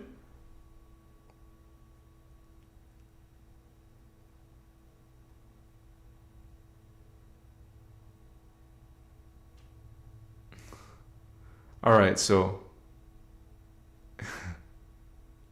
yeah, it looks like I caught up because I can't see I got to jump on those earlier. I'm sorry, guys. But anyways, this is let's show some of the reptilians, okay, on the diagram. And by the way, this beautiful, fantastic diagram, it has a lot of information. It's excellent for you to study the Emerald Order teachings. It's called the Time Matrix Diagram. You can get it by becoming a member, Avatar or higher, or you can buy it separately for $15. It's worth $15, you guys. It's freaking amazing. And we're going to be using it right now. Let me switch to the PDF so we can show the reptilians. Not just reptilians though, right? I mean, this is the phantom universe where a lot of these beings are. Okay, demons, fallen angels. It's the races with mutated DNA and distorted consciousness, the chaotic life forms that have plagued our time matrix throughout history. This is our time matrix. Okay, and these beings in red are the ones causing all these problems. And you notice there's 15 dimensions. Dimensions 1 through 10. You can go up. I also put them down here because it's a circle, so it's going down. You can see this ring goes all the way around, the 12D, 13D, 14D, 15D. Notice there's no ETs in here. Okay? Only the ETs start right here, which is density universe 4. All of them start here. Dimensions 12, 11, and 10. So we go to 12, 11, and 10. And this is where here is the blue flame races. Here's the gold flame and violet flame races. But you will see these ones are the ones who fell. Now, I wanted to mention the reptilians. These, remember I just said, it was the Omicron Dragamos, created the Dracon, who created the Dracos, which would be listed down here in this inset. These are considered seraphim races. Let me show you who created them at the beginning. The Seraphite Gold Order. So Seraphim is the fallen angel versions. The good one is the guardian one is the Seraphi. A fallen Seraphi is called Seraphim. Notice it's the same with Elohai. The fallen Elohai are called Elohim. Notice Anu Elohim, the fallen angel race who created the Anunnaki, they came from this race. They were originally good. So were the reptilians. They were originally good, but they fell, man. They're this is the 14th dimension. So they fell all the way to the 10th dimension. The guardian reptilians are 14D, D14. The fallen ones are in the 10D. Well, not necessarily. There could be particle universe. This is particle universe. There could be some in the particle universe, and then the fallen ones are coming from the phantom universe. But anyways, let's go look at these. Seraphim, Seraphi, Seraphim, Gold Flame races. It started, like I mentioned, the Omicron Dragomoths. Okay, you take insectoid, dinoids, and reptilians together. That's what this is. So not exactly like a Game of Thrones type of dragon, but more like insect wings. This is where you get the idea of Mothman too. And it is these beings who created later, way later, the Dracon. Okay, so that was only millions of years ago compared to when these beings first created 950 billion years ago. All of these founder races, I explained founder races earlier in this video. All of the founder races, these are all the founder races, the beginning races, including the Anu, who became the Anu Elohim. That's where you get the Anunnaki from, and it is the Omicron. They created the Anunnaki in the 11th dimension. The Omicron, however, created their child race in the 9th dimension. Okay, so these are beings mostly coming out of Orion. And there's actually some positive gold flame races who didn't fall. The bird people and the mantis people, they didn't fall. But the Odetocron, who are considered winged reptilians, and the Omicron Dragomoths did fall and 250 billion years ago. And this Omicron, they actually were fighting with the Anu Elohim. That's where this all started. And these races right here came from Armentana. No, this came from Armentana. These were actually part Violet Flame, so they were on the Violet Flame planet called Avion. So the Anu Elohim originally come from Avion, and then these beings are the ones who came from Vega, the Gold Flame. The Violet Flame, like I just said, are from Avion. Notice the Violet Flame races didn't fall. This is not Violet Flame. I put it here because it became 11th dimensional, 11th strand. These are a different faction called the, this, you know how I show these three things on the diagram? You got the Elohim races, the Anu Elohim fallen races, the Omicron reptilian races, and when you take these and mix them, you get these races. They're part Anu and Seraphim, Jehovian and Draconian. So this is where that Necromaton guy came from. Necromaton races, because it's part Anunnaki and part reptilian, it got its DNA way up here in the 11th dimension. So it's actually higher than the Omicrons. So anyways, this is a faction that we're dealing with, because this is where Marduk comes from. They're part reptilian, part Anunnaki. Same with Enlil and Enki. They're part reptilian and part Anunnaki. They're hybrids. These are hybrids coming out of Nibiru. So these demons, Luciferians, and by the way, where is it? The Satan. Yeah, Satan, Satan, coming out of Marduk. Marduk, Satan, Enki, Enlil. No, Enki is Lucifer, Lilitan. Where is it? The family name. Oh, I skipped it. Wait a second. Yeah, Lilitan. Enki, Lilitan, and Marduk, Satan mixed with the Necromaton beetle people create this Luciferian seed race. So this is what we're dealing with in today's drama, man. What the shit? I'm so sorry, guys. Are you kidding me?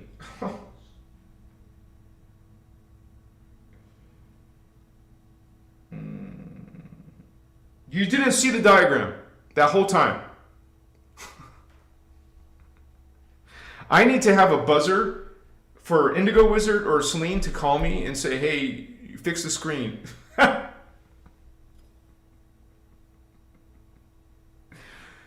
Sorry, guys. But you heard what I was saying, right? Miles Taurus. Daily I mean, we're not telling you what to do, but wait, let me refresh my screen to make sure there's no screens. Sorry, guys, but you still got what I was saying, right? I can't hear you guys. You can't make sound for me to hear. It's still showing me the PDF?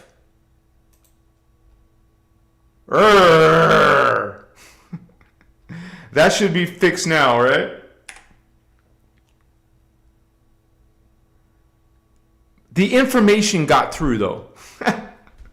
The information got through. Hulk, smash that like button. You said it. Wow, Nikki B. The Cathara Biospiritual Healing System is a 12-level professional healing certificate. Yes, that's a key thing. It teaches you to become a teacher, to teach others. Any of you guys can teach Cathara. Just learn it, first of all, study it, understand it, and now you can share that. And that, even in the Cathara workshop, you can hear Ashana saying that. She says you guys can teach from this information. You could use, she even said you can use the PDF. But it doesn't matter, she still doesn't want you uploading her video. So that's copyright. So go make your own videos. Go make your own teachings. We can still give links to people and say, hey, go learn it. Go find the videos of Cathara. But thank you for becoming a member, Nikki B again. There's awesome sister.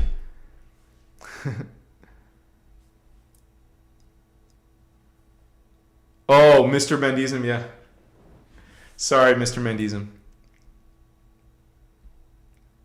I'll be more mindful of that. Yeah, you said it to me, yeah. That was my bad. Yeah, it seems like when I refresh, I can't go all the way to the top. HV, Machiwa, sister.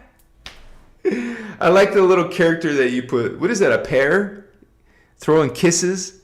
Machiwa, a pear. That's like a girl, right? Thank you, sister. You're awesome. Yeah, you could still hear me. You just couldn't see me. I mean, you couldn't see me using the diagram, but that's okay. I'll just show it real quick. I won't do everything I just said, but I will just show it real quick. Here is the diagram. And I was showing these races just 1 minute of review. I was showing how these are, what? Fallen angels, and these are the blue flame, gold flame, violet flame, and how the red ones are the fallen ones, and how the Omicron reptilians created the Dracon and the Dracos and these other races, and the Anu Elohim created the Anunnaki, who created the Nephilim on Earth. You know, it's an Egyptian plus Anunnaki, and the Nephite, the Merantians. And then if you take this races and these races, you will get these races. So these are part Anunnaki, part Reptilian. And so this is the seed race of where the Luciferian comes from. Lulatan, Inki, Satan, Satan, Marduk. They're Luciferians, man. And so this is where Marduk and the Inki, Enlil team are coming from. And there's normal Pleiadians, but there's also Luciferian Pleiadians on Nibiru. Okay, the same ones that visited Billy Myers. So this is what you guys had missed visually. But the information did get through. So let me look at viewer activity real quick. Yeah, okay.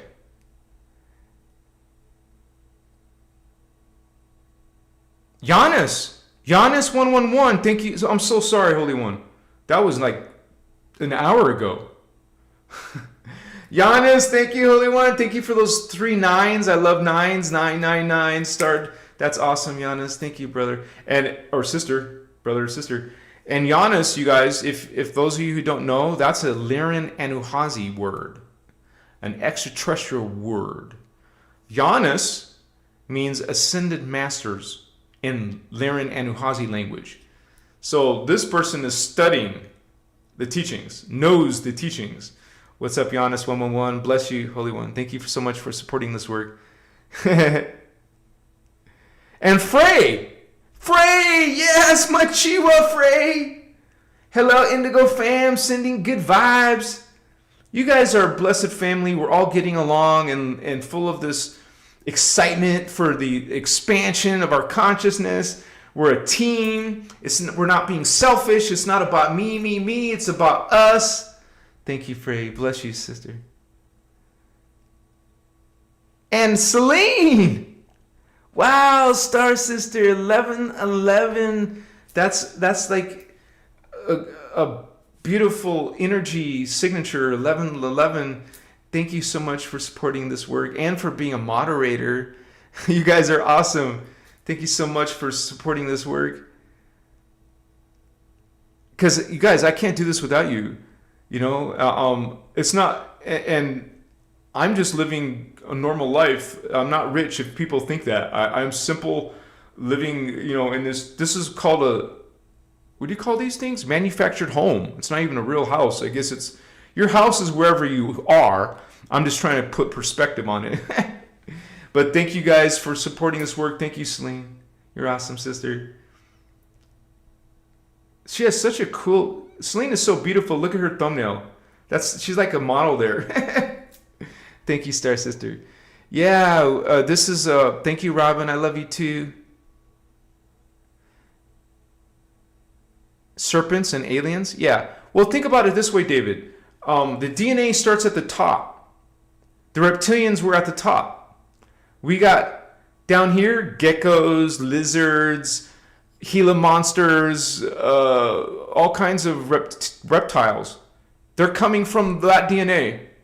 See, the DNA starts up there and breaks down through the dimensions.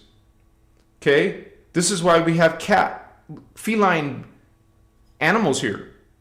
Because there's felines up there. There's beetles down here on Earth because there's Necromaton beetle people up there. There's cat people, but there's dog people. There's turtle people. There's elephant people. I mean, that sounds ridiculous because people got their logic down here that animals are lowly. But you look at pictures of ancient Egyptian hieroglyphs in their temples, in their pyramids, you will see pictures of entities with human bodies, but alien or animal heads. Okay? Hybrids. It's the hybrids who came first. The animals came after. The animals are distortions of those beings. So we got to take our logic and, move it around because our scientists are teaching us evolution, but it's actually de-evolution. Okay? This human form is not what we really look up like originally. Our true form is much greater, and we're taller, we're giants, and we're immortal. This is a distortion. You got beautiful, sexy people, you call them. Not compared to that. Okay, we're distortions. We're goblin creatures compared to that. Hey, I'm saying this with love. We love our goblin bodies, right? We love our distortions. Go to Walmart and look at goblins. You can see goblins. That wasn't very loving, I'm sorry. But you see what I'm saying? People are distorting in their body forms. People are distorting in their consciousness. We're not beautiful and sexy.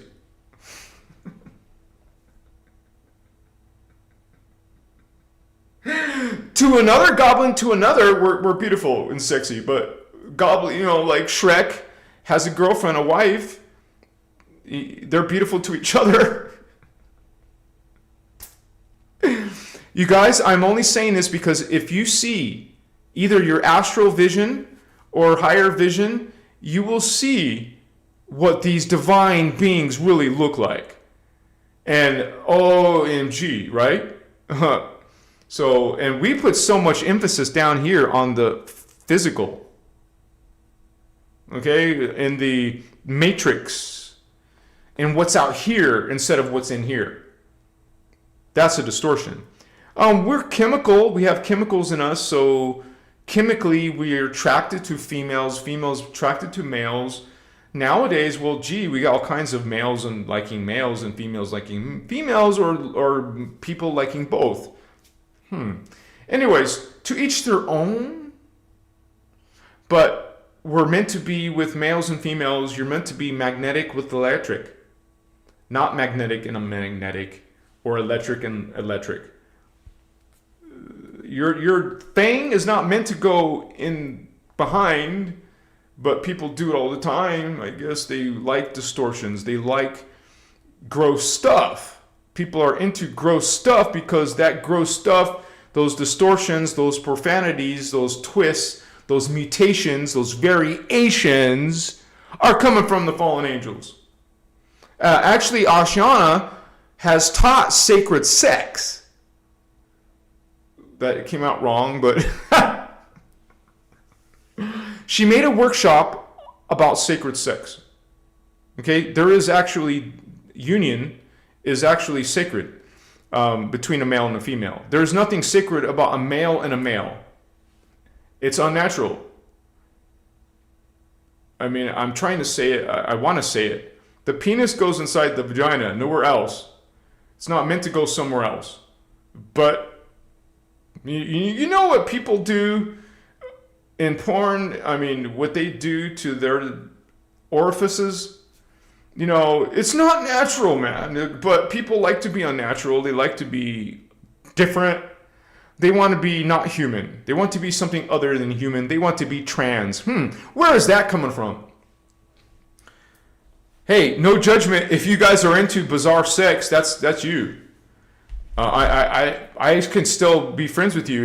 We don't have to, we can disagree. We can agree to disagree. I'm not talking about just missionary sex. The Hindus made something called, Kama Sutra. It's all kinds of positions that are spiritual, energetically, there's an energy purpose behind it. But anyways, yeah. Sacred sex, baby. What's up? Are you having some anytime soon? Are you with your? Are you having relations with your soulmate? Now, you know how powerful that kind of sex should be? You say, I want to meet my soulmate or my twin flame so I can have twin flame sex, soulmate sex, sacred sex. I don't know where this topic is going, but anyways, do reptilians have sex? Well, they should, right? What about Anunnaki? Because on some of my Anunnaki videos, I showed the women Anunnaki. And I saw some comments like, there's women Anunnaki? Okay, yeah. There's female reptilians. You know, we got female genders here in the animal kingdom, in the elemental kingdom. So why wouldn't, you know, anything that still has a body? Up there, we're androgynous. You know, eventually, by the time you get to the 7th dimension and higher, you're androgynous. But there's an experience of gender. There's an experience of sex. So why isn't sex happening up there? It's a temporary experience. Darn, man. Not darn. You're experiencing ecstasy in some other way. It doesn't have to be through genitals, right? You're going to experience some pleasure in like Kundalini awakening inside of you. That is pleasurable. Like when I get lit or I'm in meditation, I'll feel it along my spine, literally. I'll feel it on the back of my head, the top of my head, my crown, my forehead. I'll feel it in my heart, my chest, like light up. Just, we get lit and it just lights up and it just feels pleasurable. Ooh. Chicas, machua. Not sex. Not getting naked and stuff. You're just feeling pleasure in your body. Because that high energy feels good. It feels good, you know. So you want to dance, you want to shout, you want to sing, you want to partay when you start feeling the higher energy. Makaya, masutas. Let me put some more energy down.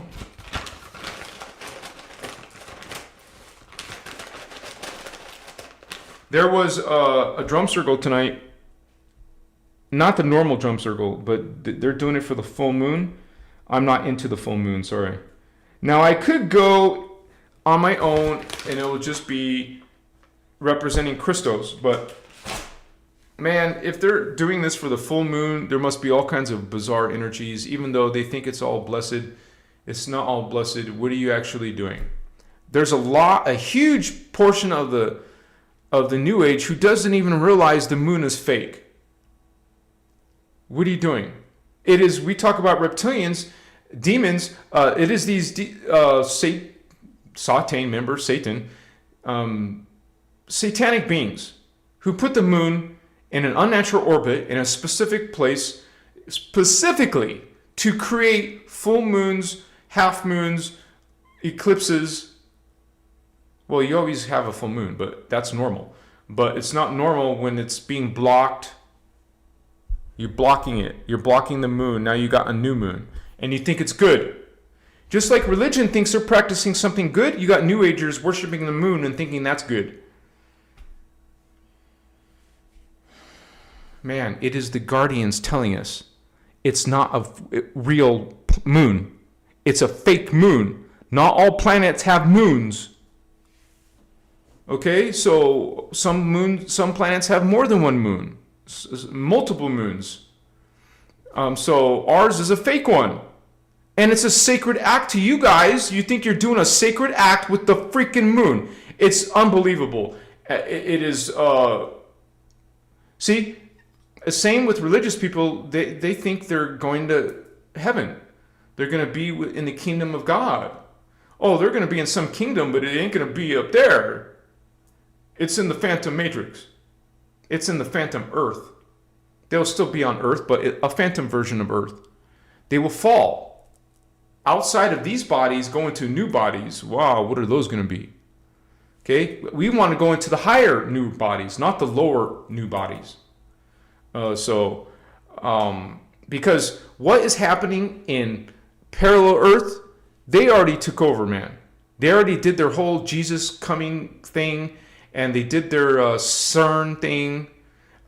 They took over parallel Earth, and they're trying to do the same thing here. They're trying to do CERN here, and they're trying to bring in these false religions here, to bring this whole Jesus thing in the sky. Project Bluebeam, fake alien invasions. You guys, I've heard Ashana say it herself. If aliens land on Earth, it's not the Guardians. It's the pretty little blonde Pleiadian Luciferians. It's the Nuberians. It's the Anunnaki. It's the Reptilians. It's the fallen angels. Just saying. Guardians don't go against humans' free will. Just land, okay, without permission or something, without invitation. Oh, we're your space brothers. We created you, so you should listen to us. You should worship us and live in union with us. No, thank you. Okay, will you see a guardian ship? You could see a guardian ship, but that's picking you up. That's evacuating you, baby. What's up? Machiwa. And notice the, what do you call the secret space program? The military abductions, my lab. Those are physical ships. The Guardians are using non-physical ships. Energy ships. Beam ships, or whatever you call them. Machiwa. You'll have Guardian UFOs, Guardian space UFOs, but mothership or regular size, but you know, kind of like in this movie, 4th of July movie, what? Independence Day. Okay? Independence Day showed a mothership and a bunch of little ships. Okay? That's normal. You're going to have those. So, Guardians will use spiritual technologies and technologies because there was something called the 1,000 Years War.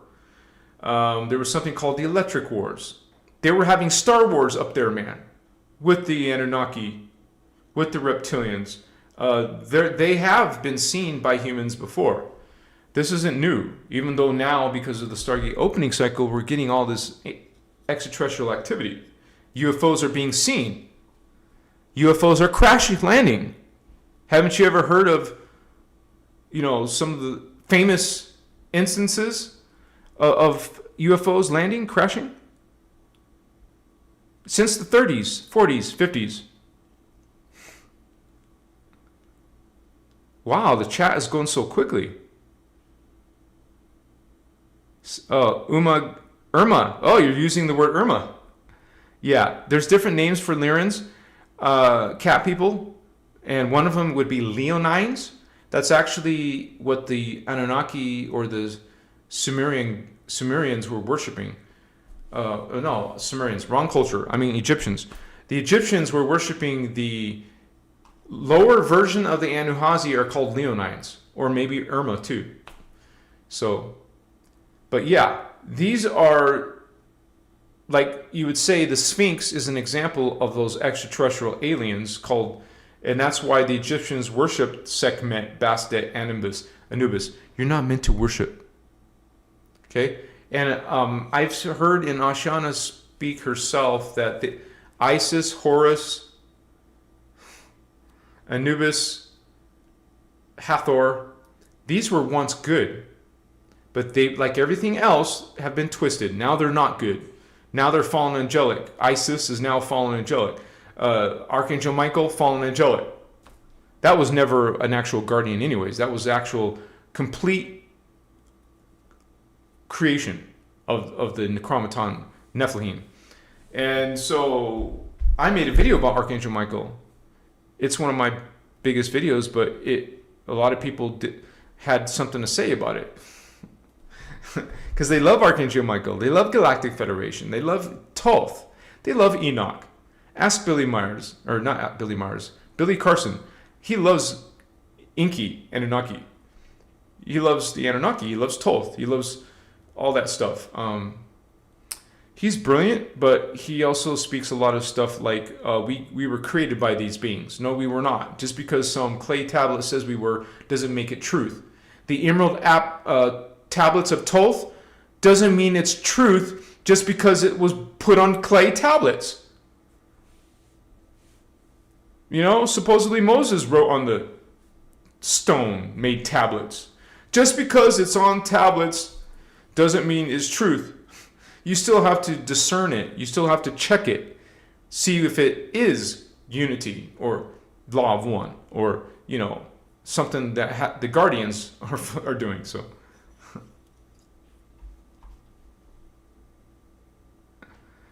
ghost hunting? That'd be cool. I was all into that for a while. I was watching all those ghost hunting shows because I was picking up all these orbs. And there's a crazy video where I have thousands of orbs coming out of my floor. I can't believe that didn't become viral. To me, in my mind, that's like supernatural on camera. But the algorithm didn't push it out. But I can't get orbs here in where I live right now. I don't know why. It's so strange. But in Arizona, I got a ton of them. Especially when I went to Sedona, there was a hell of a lot of orbs in Sedona. But yeah, ghost hunting would be fun. But I wouldn't be doing it like these people do on the TV shows. To me, it would be a sacred thing, you know. But anyways, the theory about the moon. It's not a theory. I guess you can call it a conspiracy theory, but it's not a theory, a conspiracy. It's actually lots of sources, many sources talk about the moon being fake. And even ancient writings talk about how there wasn't a moon before, but then there was a moon suddenly. Now we have a moon, we didn't have a moon. Machua.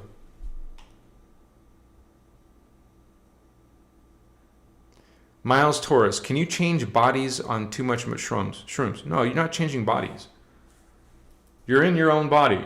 You're just expanding, you're experiencing different levels of your DNA. So what are you experiencing on mushroom?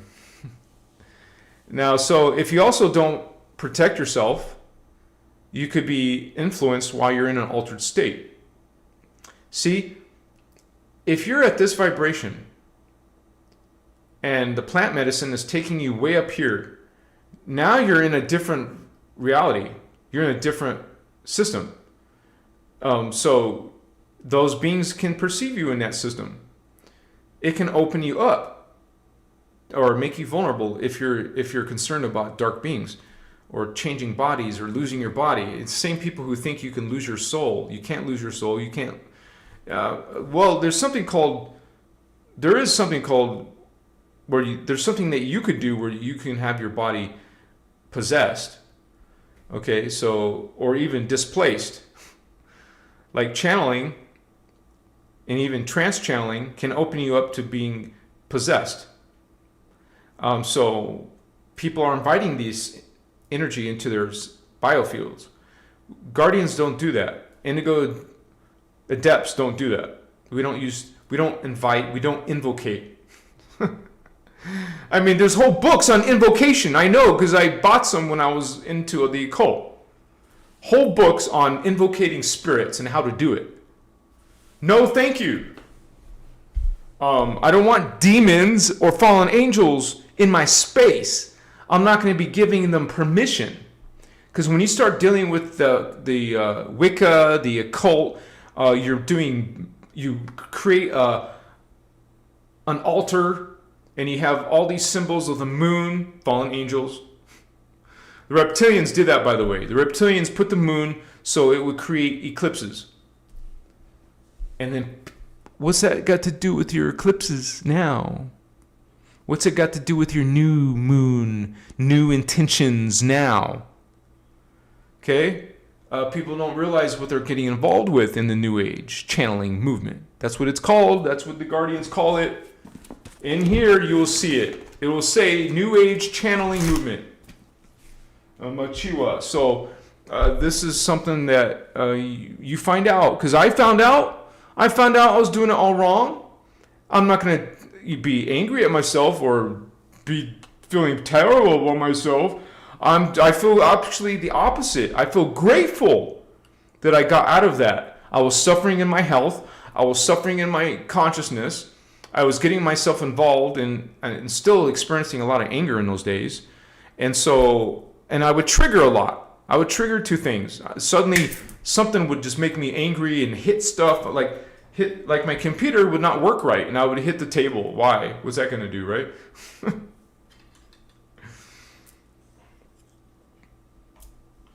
So, yeah. Sexual chocolate. Cool name, right? In a place of war or in a battlefield, how do you not fall or survive while having duties as a soldier to keep up with in the law of one? Let me see. In a place of war in a battlefield, how do you not fall? I actually don't understand what you're saying. We're in a spiritual war. If you're talking about the spiritual war, right? How do you not fall? Are you talking about spiritual war? Person asked the question about demons and stuff. Same advice. You go through protection. You go into protection mode, and you don't do that with freaking mopping. You're doing a spirit mop. So many social media people are doing it. How to protect yourself against demons and just put certain herbs or crystals around your house or do bullshit. Total nonsense. Right?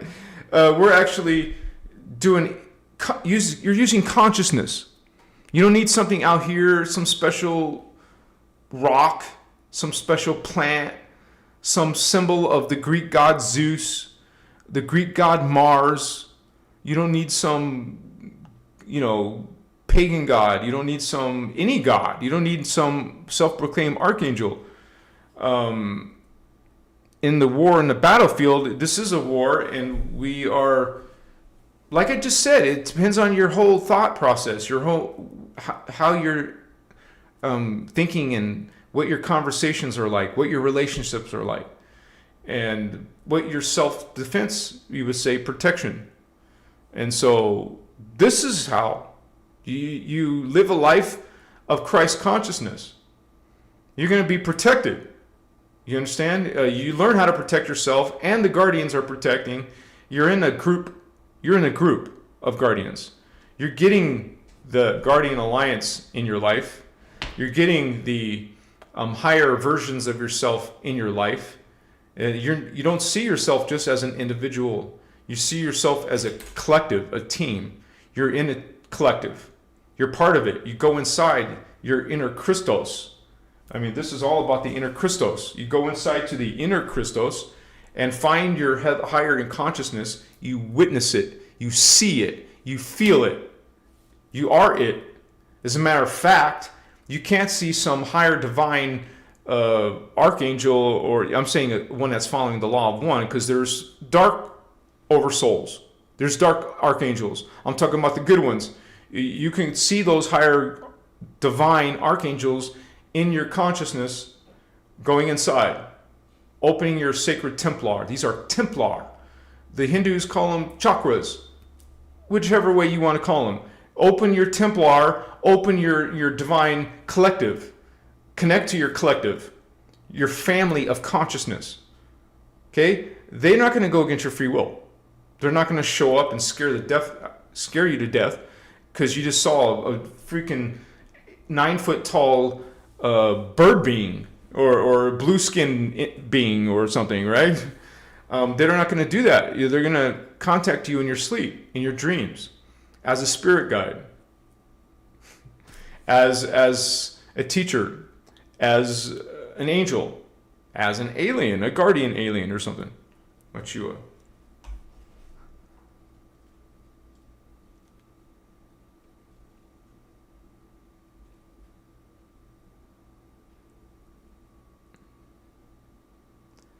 if your soul goes into the Ryu,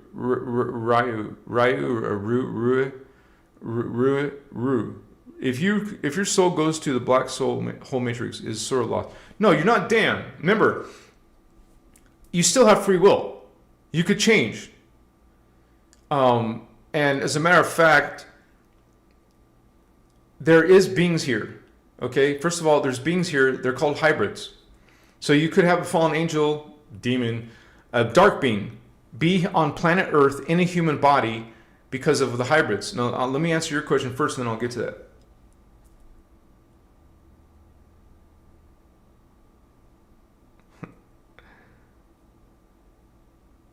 Well, there's two questions here. Black hole matrix. You're not lost. You're not damned. You can always go back to the light. And your soul will have a whole nother situation, right, going on. Whole nother circumstance. But they can still go back to the light. I believe that, I don't know how they do it, but guardians could still go there and try to bring beings out. I don't know how that works. I honestly don't know how a being would go into the Phantom Matrix. Because they cut off their 12 strand. How are you doing that? Unless you're an archangel doing that, you know. But anyways, because a 12D being is cut off, right? But 11D being may be able to get in. So there's still beings there still would be guardians trying to bring this information to you in a different form or whatever. It would probably be a lot more. It's going to be a lot more difficult to do that, though. You get to that point of falling into the phantom, it's so much more difficult to get yourself out of there. So the whole goal is to not even get in that place, but to be reaching for your highest potential, and instead of expand instead of expansion, constriction or contraction. Expansion, instead of contracting, you want to start expanding your consciousness. Stop doing what you're doing as a phantom being. Stop energy vamping. Stop, going against people's free will. Stop being aggressive. Stop being negative. You go through the like for example, I'll show you in the diagram here.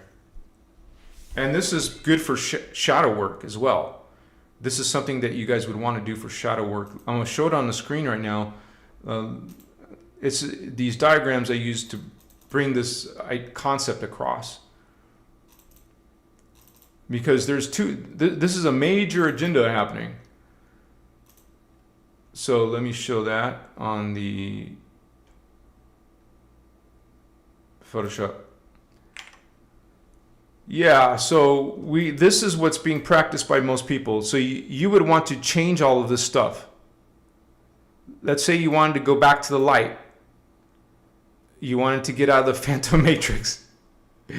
You want to get out of these creeds and start practicing and doing these creeds, thinking these concepts and living and being these concepts. Okay? And the 12 attitudes of mastery. Let's do that. Let me show you that. So if you wanted to change, you would change this. And also, let me go up to the top. Oh, actually, this is in a different PDF. This is in Cathara. So let me pull up Cathara. Sorry, guys. Give me 1 second. And I'll get that on the screen for you. Come on, we got this. Woohoo, party time. Oh, what am I doing? Oh, yeah, right. Okay. Sorry, guys. What am I doing? I'm still doing it wrong. Ha! Cathara. All right, so attitudes.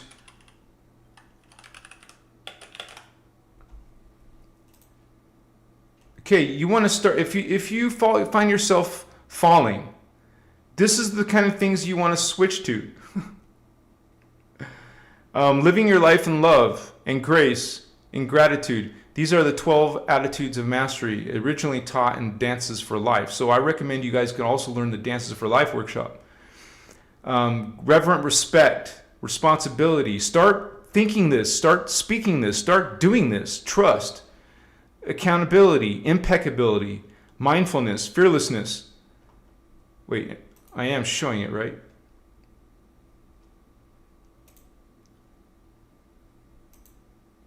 Not this shit, okay? We want to, this is why people are descending, because they are following this stuff in religions and New Age.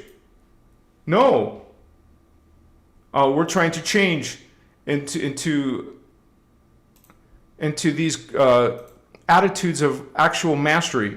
And there's actually the 12 responsibilities of mastery. You'll be learning self-actualization, self-sovereignty, self-containment, self-discipline. Okay? You're not going to some Archangel Michael. You're not going to Father God, Yahweh. Okay? You're not going to some other means from the Matrix. You're going within. Appreciation. Wow, there's a lot to say about appreciation. Patience, kindness, conservation, cooperation, diplomacy, and sense, like sensitivity, sensing, common sense, uncommon sense. So you go through changes. That's how I can answer your question. You go through changes and you find the answers within. Like, let's say this didn't exist on Earth. Like, there wasn't guardians who came and started speaking this and writing this. You would still go inside.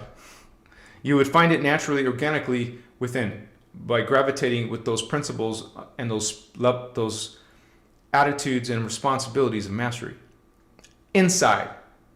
Okay? And do all that ego work and shadow work, and then you'll be on your way to changing from a phantom being to a greater being. So, I mean, I could say that I literally was practicing also the occult when I was early in my, because I didn't know better. I didn't know I was doing it wrong. What I mean by wrong is it wasn't my best interest. It wasn't helping my ascension process. I was actually doing the opposite. A lot of people are doing the opposite of what they think is their ascension.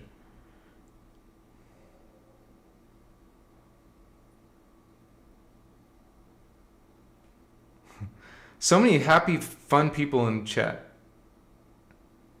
Thanks for spitting game. Miles, what's up, Holy One? Thank you, brother. Nikki B? Lots of laughs. Kama Sutra is cool. I've never got no mate, let alone soulmate. We can hope. Lots of laughs. Yeah, I mean, obviously there's people practicing Kama Sutra without the soulmate, but I'm saying it's always better if you actually have your soulmate. But yeah. The Song of Lyra. Shaddai Ure. That's not Song of Lyra. Omeda I Patuma. So we learn these songs. P-S-O-N-N. Song. So we learn these songs so we can speak code and sing it, the energy, frequency. And they will teach you in these teachings what it means in English. And then you memorize the Lyran version. And they teach you how to pronounce it. And you'll memorize it so you can sing it to yourself anywhere you're at. Or maybe put this professional singer singing it, like from Shoutcast, I give a link for that. You can hear them sing it and put it on your device and practice it and hear it, right? It's energy. In our teachings in Kathara, we use light, color, wavelength. We use light, color, sound. We use symbol codes like the six-pointed star. We use the base codes of matter. We're learning, right? Because in the ancient days, the guardians, we walked the ley lines. We knew about the power structures, the energy structures of the planet. We knew our own personal energy structures. Nowadays, on planet Earth, people are clueless. They have no idea about chakras or kundalini or huva bodies or any of their higher structure of their identities in the time matrix. They're just thinking about outside here. That's unfortunate, but that's what people are doing. So this is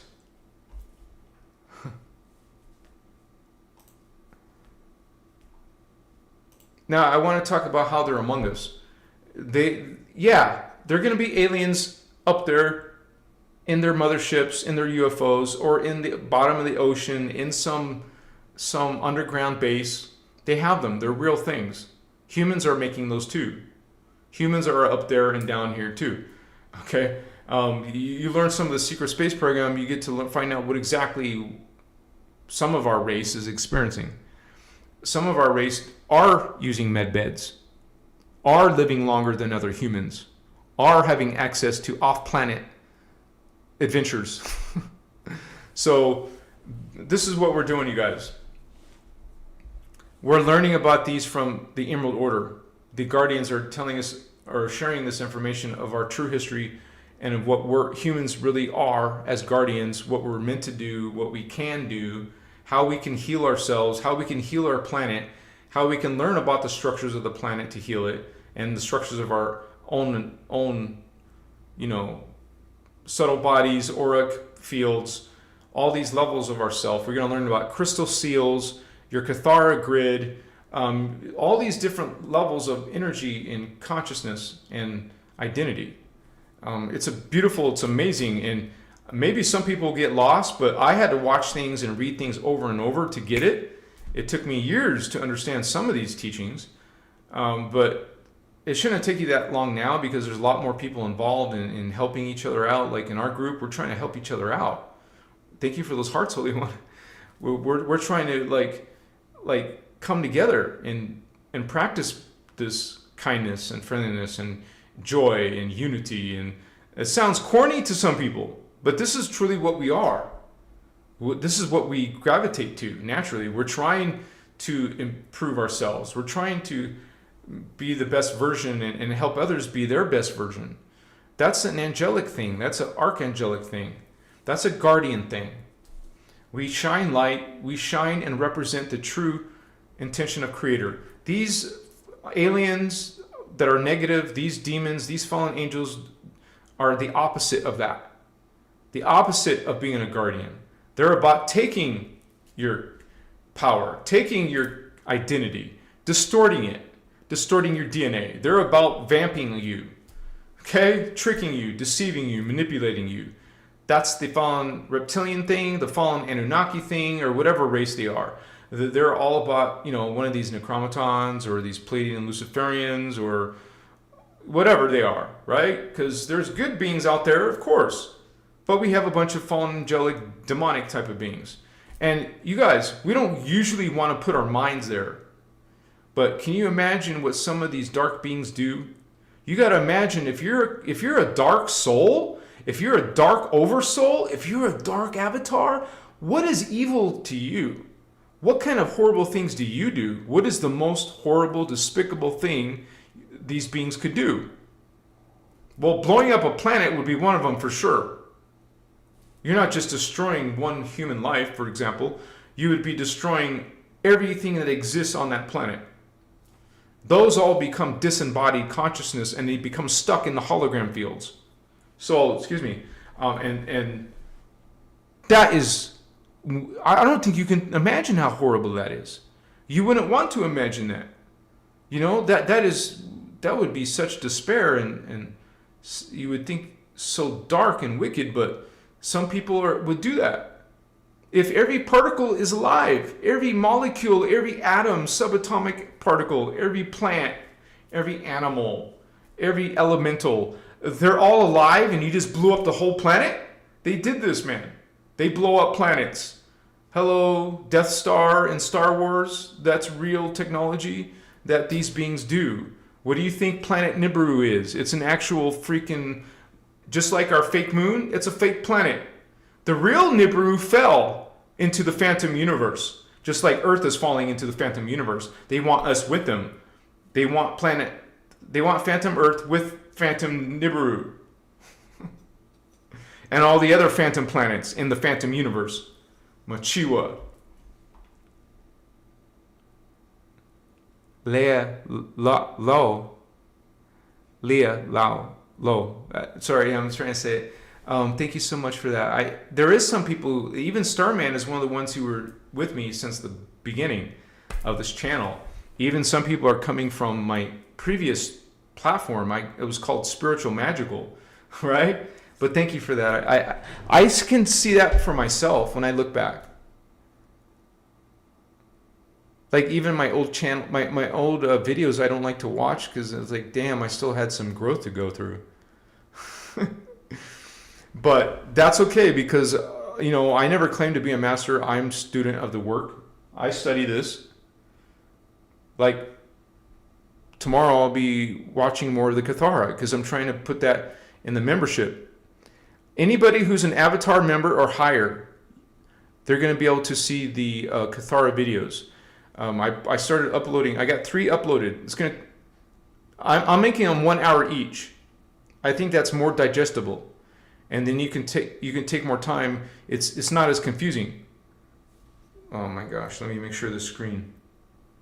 But you don't have to wait for me. The videos are free. You just got to look for it. You just got to search for our teacher's name, Ashiana Dean. My hand is in the light. Ashiana Dean. Put the word Voyagers or put the word Cathara, Kathara. That's what we're talking about, Cathara. So you would look for Ashiana Dean Cathara Workshop or Cathara PDF because there's a PDF and a video workshop. So you go to Google, first go to YouTube and check Ashiana Dean Cathara Workshop. No results. If you can't find any, because they're being taken down and new people put new ones up. So if you can't find it, go look on Google. Ashiana Dean Cathara Workshop. Can't find it? Okay, go to BitChute. BitChute. BitChute is another video platform. Smaller, much smaller than YouTube, but you can find Cathara or some other Ashiana videos there. Can't find Cathara there? Finally, go to Telegram. That means you have to download the app, but and have a real working phone number, but it will help you find a lot of these workshops. So you don't have to become a paid member to learn it. The teachings are free because they're out there, but they're included in the membership too.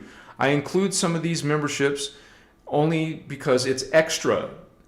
Because I have to make a living, you guys. I have to be able to keep on doing this full time, and this is how I can do it, by having a membership area. But also PayPal pays me per 1,000 views. Not much, it's pennies, but it adds up when there's thousands and tens of thousands of views. Eventually, YouTube pays you some too, but it's not enough. This is why I have to have a membership area. This is why content creators create Patreon accounts. This is why we have membership areas, because we have to sustain ourselves. I would be broke and I would be homeless if I didn't have this. So you see what I'm saying? But it's a win-win for both of us. We're doing this as a group. And if Ashiana was doing social media, I'd be supporting her. You can still support Ashiana. She just doesn't do social media. She's not on YouTube. Her videos are being put on YouTube, but that's not her. So you can still go to her website and buy the physical books. You could buy her new workshops if you want to do that. But you don't really have to. All of the workshops you can find just how I just explained it. Okay? I'm transparent. And I will say, hey, there's some distortions in Ashiana maybe in her future work, but we don't say you have to go with the old teachings, right? You discern. You guys make your choice. And so I love Ashiana. A lot of you love her and appreciate the work that she's done with the Emerald Order. Just so you know, she said it herself. I've heard her say it herself. This is not her work. She's a scribe of the work, of the Emerald Order work. She's with the Guardians, a representative as the Guardians. Some of you are Indigo Children and Starseeds and Guardians. Okay? So it's not Ashiana's work, but she copyrights it. But anyways, it's not just her work. If you want this to teach this, I would say don't copy it verbatim. I would say use your own words.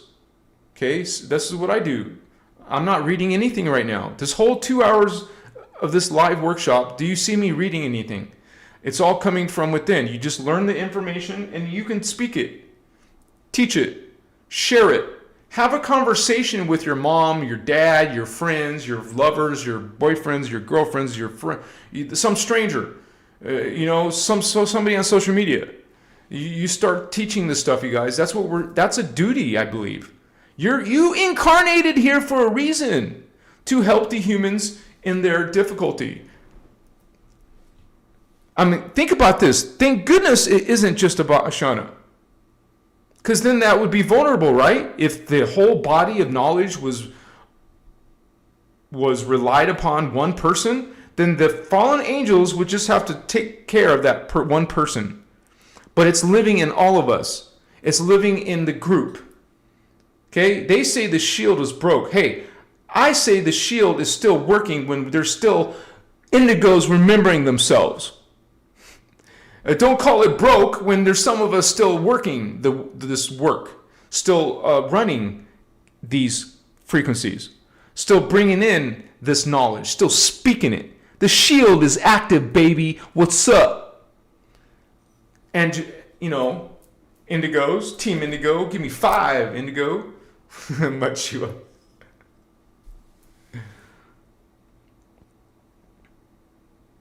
Yeah, you said it, Robin. You would be you guys, who knows, maybe you could help a lot of people. And so, and because each of us, I see other people teaching this. Like I just had a guest recently. Okay. Leslie from Space Storia. She teaches different stuff, but she started teaching the Cathara grid, man. Okay. And so each person is going to have their own way of teaching. And you're going to maybe attract people that I couldn't attract, because not everyone can deal with my energy. I've had comments about that. I love you. I no judgment on my part, but people won't like how I teach it. I've had people tell me I'm angry. I'm not angry. Does it look like I'm angry? I'm actually just intense sometimes. Sometimes I get intense, but I'm getting better. Give me some credit. Just like the person acknowledged earlier, she said that they remember me from the back in the days. I've come a long way. I'm still going along my way. I will get better. This, like I talk about 2023 being an awesome year for me, like as in changes and improvements. Well, 2024, it's half the year's almost over. And I could say the same thing, that I've already surpassed and developed from last year. And I eventually, maybe someday, you will see I will have a lot more awareness, and I won't be going into these, like loud type of messages. I'm not angry, honestly, sincerely. I am simply get passionate or intense, but thank you for your patience. For those of you who have patience with me and are willing, because I'm not perfect, but I'm going to get better. I will improve. And we're doing this together. Okay. We're learning together. And so this is a great time to be alive, I believe, because this is like something that is all, expanding. And you would say it's so beautiful to see other people awakening, to see other people talking the truth. Other people walking the unity in Christ consciousness. We want that 12D consciousness. Bring it in. Connect to your inner God. Connect to it. You find that your biofield, your consciousness is connected to the planet's consciousness. And you're literally connected to it. I don't mean your arm is or your leg is stuck there. I mean, you're energetically speaking, you have a Cathara grid that connects to the planet's Cathara grid. The planet's Cathara grid connects to the solar system grid, the star system, the sun. And then the sun connects to the galactic Cathara grid.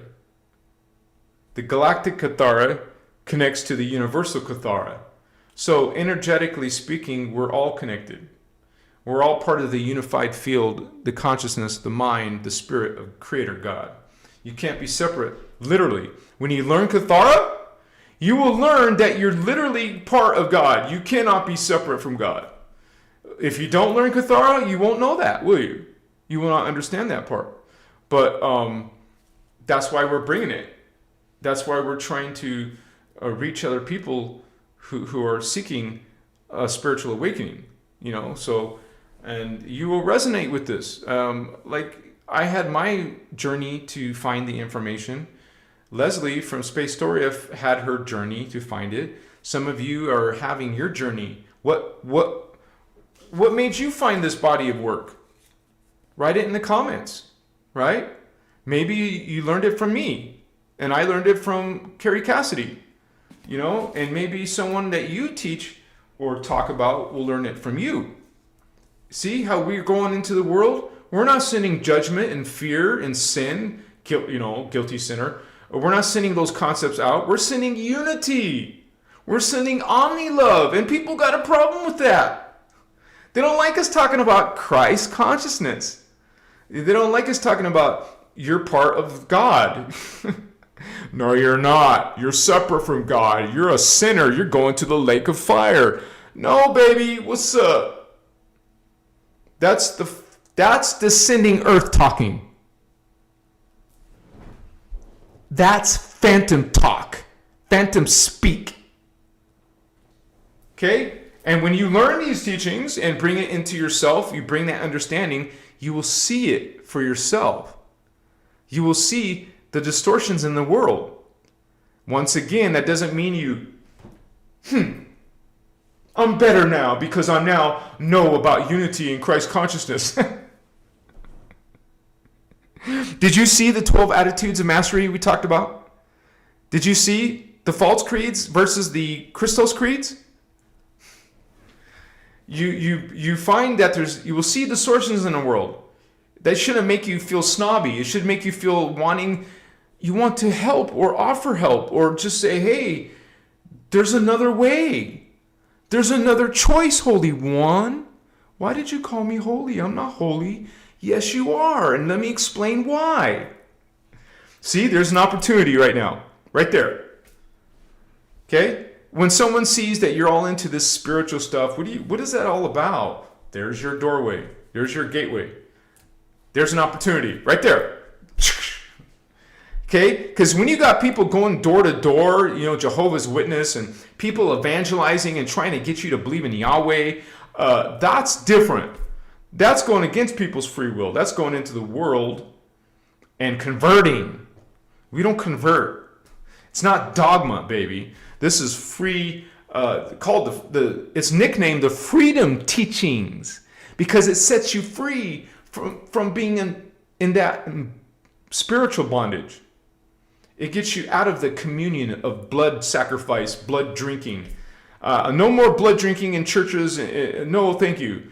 If I'm going to have a temple, it's going to be no blood drinking, no communions.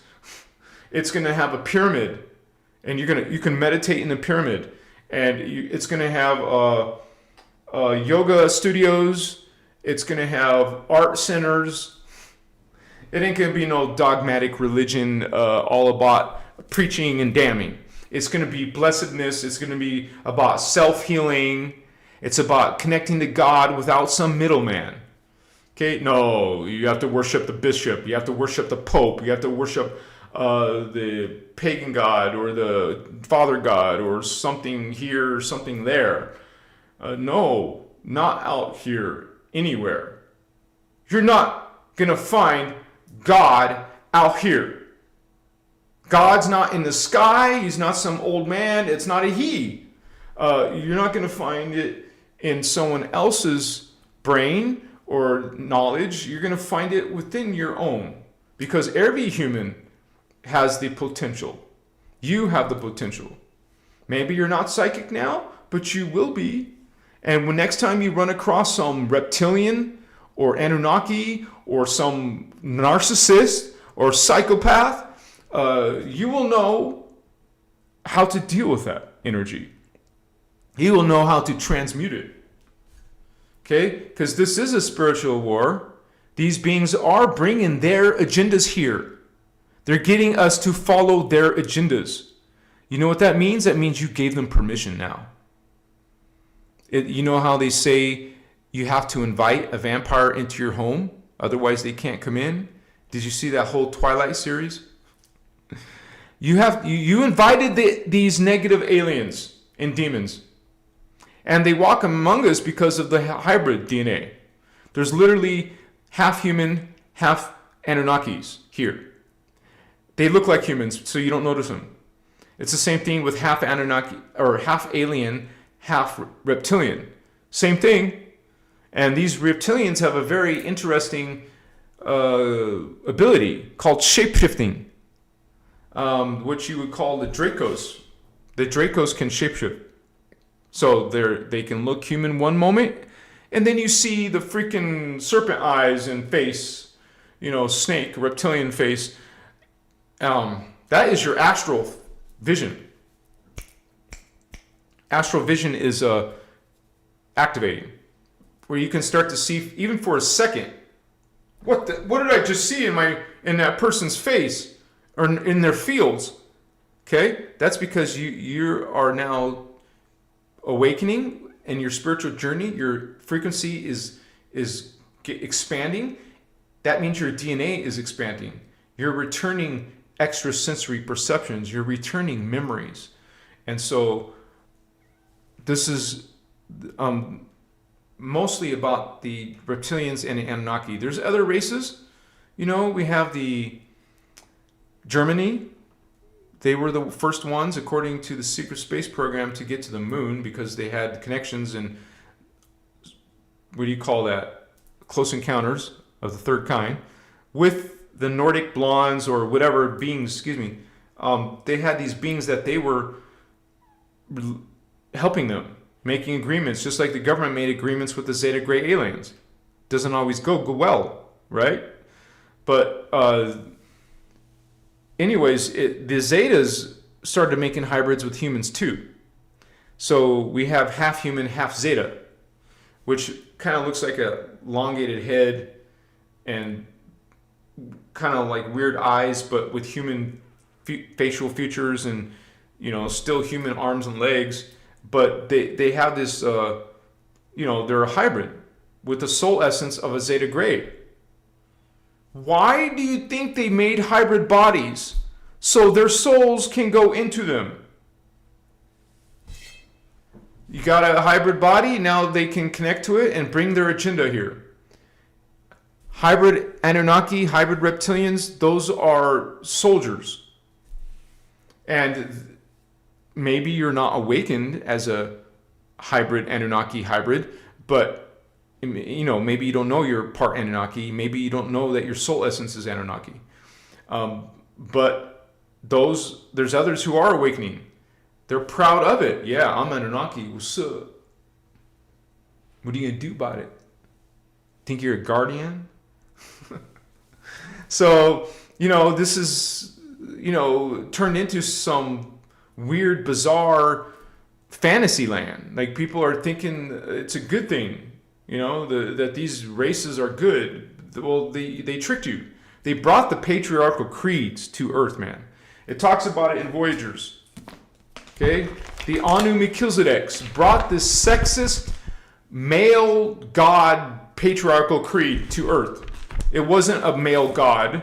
There wasn't any gods. Okay? As soon as you start talking about other gods, male, girl, male, female, girl, female gods, you already know. You already know they're full of shit. You already know they're trying to con you.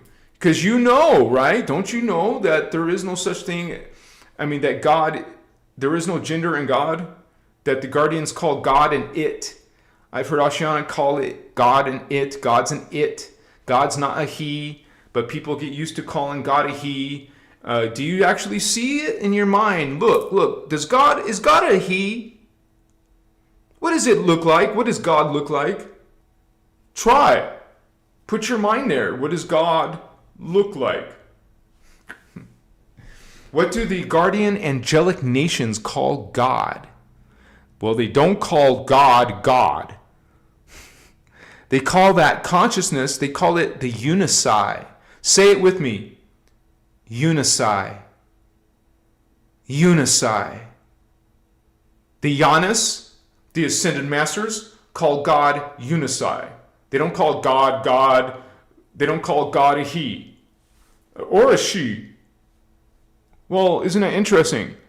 When you see a pantheon of male and female gods and goddesses, you know which side they're working for, because that's not what the Guardians do.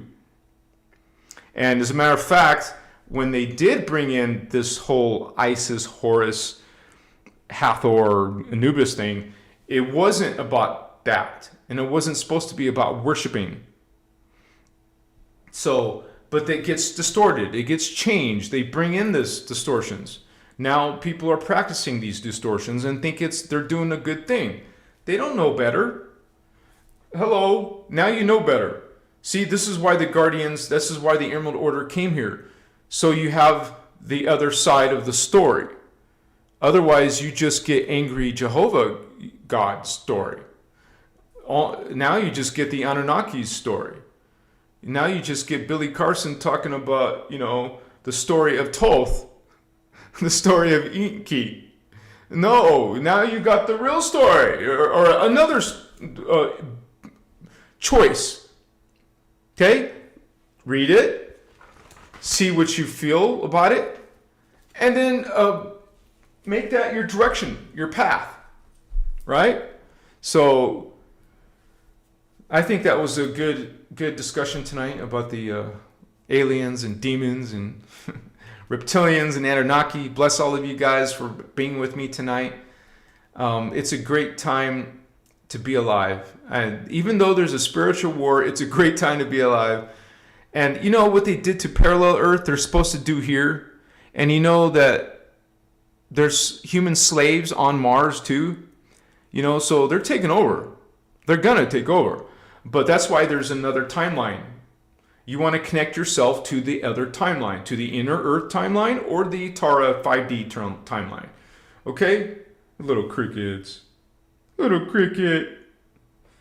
You guys, let me show you what I use.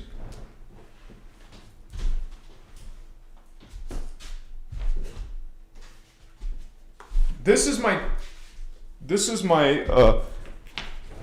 little cricket catcher. I put this on them. They can't jump away. Then I slide this like this on the ground. Now they're in here.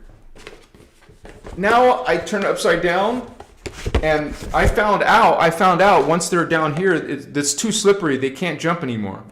So once I get them in here, then I take them outside lovingly. You can even bless them on their journey and put them back out into nature. What's up? I've done the same thing with black widows. I've done the same thing with other spiders. I don't know what kind of spider it was. I just gently go like this, and I'll do this with my little cricket friend, Machiwa. Yeah, I chose tonight not to get lit, you guys. Maybe Monday, maybe Tuesday we'll get lit, but I'm trying to take a break, so. Bless all of you guys. Thank you for hanging with me. I think I'll probably finish the live now. This is about a good time to end it. You said it, Rue. We want the right timeline. You don't want to be on the phantom timeline. Okay? It's in here. It's in here. You will find out that if you stay on this timeline, it's the same thing that happened on parallel Earth. Is the same thing that happens on this Earth, on this timeline. The Zeta Gray aliens and the Dracos reptilians take us over. Okay? And even the Zetas, there's some disaster that's created by the Zetas in the future.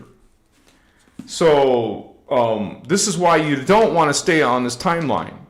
There will be a new world, that thing called an order.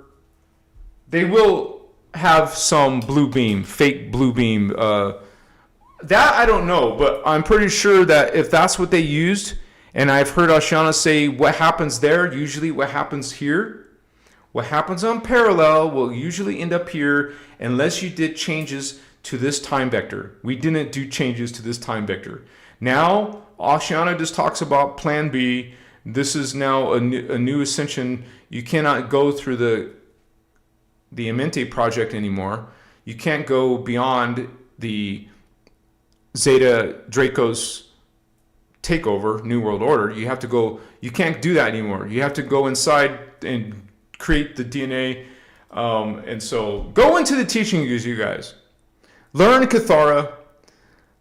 Know what you're talking about. Know some information. It's not just about smudging. There's much more you got to do. Every day you should be learning, because there's a lifetime of work. Ashiana talks about Atlantis. She talks about Lemuria. She talks about the time matrix. She talks about DNA. She talks about chakras. She talks about dimensions. She talks about Huva bodies. She talks about crystal seals. You learn this teachings is profound. There's nothing like it on earth, man. There is workshops. There's hundreds, not just the books or PDFs. There's when we talk about one workshop, like the Cathara workshop has 21 hours. But once you get through that, once in your life, hopefully, you get through 21 hours of Cathara. In Cathara, you're going to learn about Partakai phasing. You're going to learn about scalar grid mechanics. You're going to learn about the time matrix, but also how that relates to our own Templar, inner energy structure. You're going to learn about Merkaba. You're going to learn how to run energies through your body. We don't just talk about fallen angels. There's an actual teaching here. I mean, science behind it, spiritual science. So I know some of you are studying and learning and teaching. So bless all of you. You guys are the shield. Okay? If Ashiana's shield was broken, she no longer has speaker 1 and speaker 2 speaker 2 and speaker 3. Well, there's still people speaking. There's still what you call blue flame speakers. There's still indigo children. What's up, homies? Bless all of you indigo vatos. You guys are powerful. You are holy ones. Where we returned to earth, we came from the angelic levels, archangelic levels, avatar levels, ascended master levels to the 3D shit show. Okay? We came to this low vibe, this dangerous consciousness level to help the humans. We came here to be trailblazers, way shores to this information, to unity consciousness. We're reminding you of your divine inner Christ. We're reminding you that you are a beautiful, sacred face of God. We all are. No judgment in that. That shouldn't be blasphemy. That's a divine thing. That's a beautiful thing to say that I am God. I am sovereign. I am free. GSF, baby. I am God. I am sovereign. I am free. I am God. I am sovereign. I am free. Machiwa. I am Christar. 12D consciousness. I am Christar. I am Christar. You guys can make up your own affirmations. I am Christos avatar, because you are. All humans are. There's not chosen ones. That's BS. We're all chosen. We're all God. I am Christar. Or I am Christos avatar. Bless all of you indigos, all of you Oraphim, all of you Azarites. Bless all of you starseeds, whatever starseed you are, Lyrans, Pleiadian starseeds, Syrians, Andromedans, Mentakans. This is coming from a space of love. Bless all of you and your beliefs. Check out the information. It's there waiting for you. Thank you, Celine. Thank you, Little Alien. Thank you, Indigo Wizard and Starman out there. Thank you to all my members. Thank you for supporting this work. I can't do this without you. If it wasn't for you guys' help, I would be working somewhere else. I would be forced to have a job, right? I mean, a 9 to 5 job, and be paid for working for someone else. So that's not my mission. This is my mission. Some of you are finding your mission, whatever that is. You're bringing your code. Indigos drop codes, vatos. I love you. Unconditionally.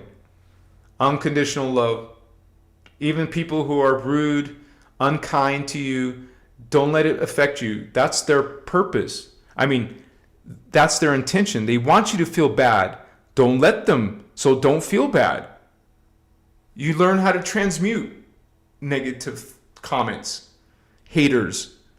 You know, come on, stand in your power, stand in your light, stand in your unity, send it out into the world, shine your light, stand in your light. It doesn't mean you have to argue with someone or disagree with someone. Just respect them and be on your way. I love you guys.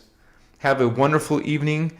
Hope you have lucid dreams tonight. I'll see you on the flip-flop on the next video. Check out my videos. I made one today. What's up? Much respect. Good night, you guys. Namaste. Holy ones. I am Christos. Yeah. I promise you guys, I'm going to make a shirt that says that. I am Christos. Others are saying, I am Nibiru. I am Battlestar Nibiru. No. Unisci. Guardian Alliance, not Galactic Federation.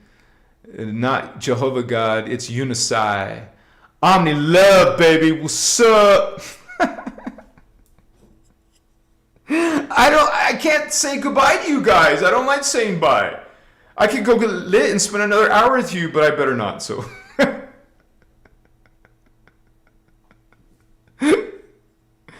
You know, you hang up. No, you hang up. No, you hang up first. No, I don't want to hang up. You hang up. Okay, let's hang up together. Hang up together, okay? 1, 2, 3.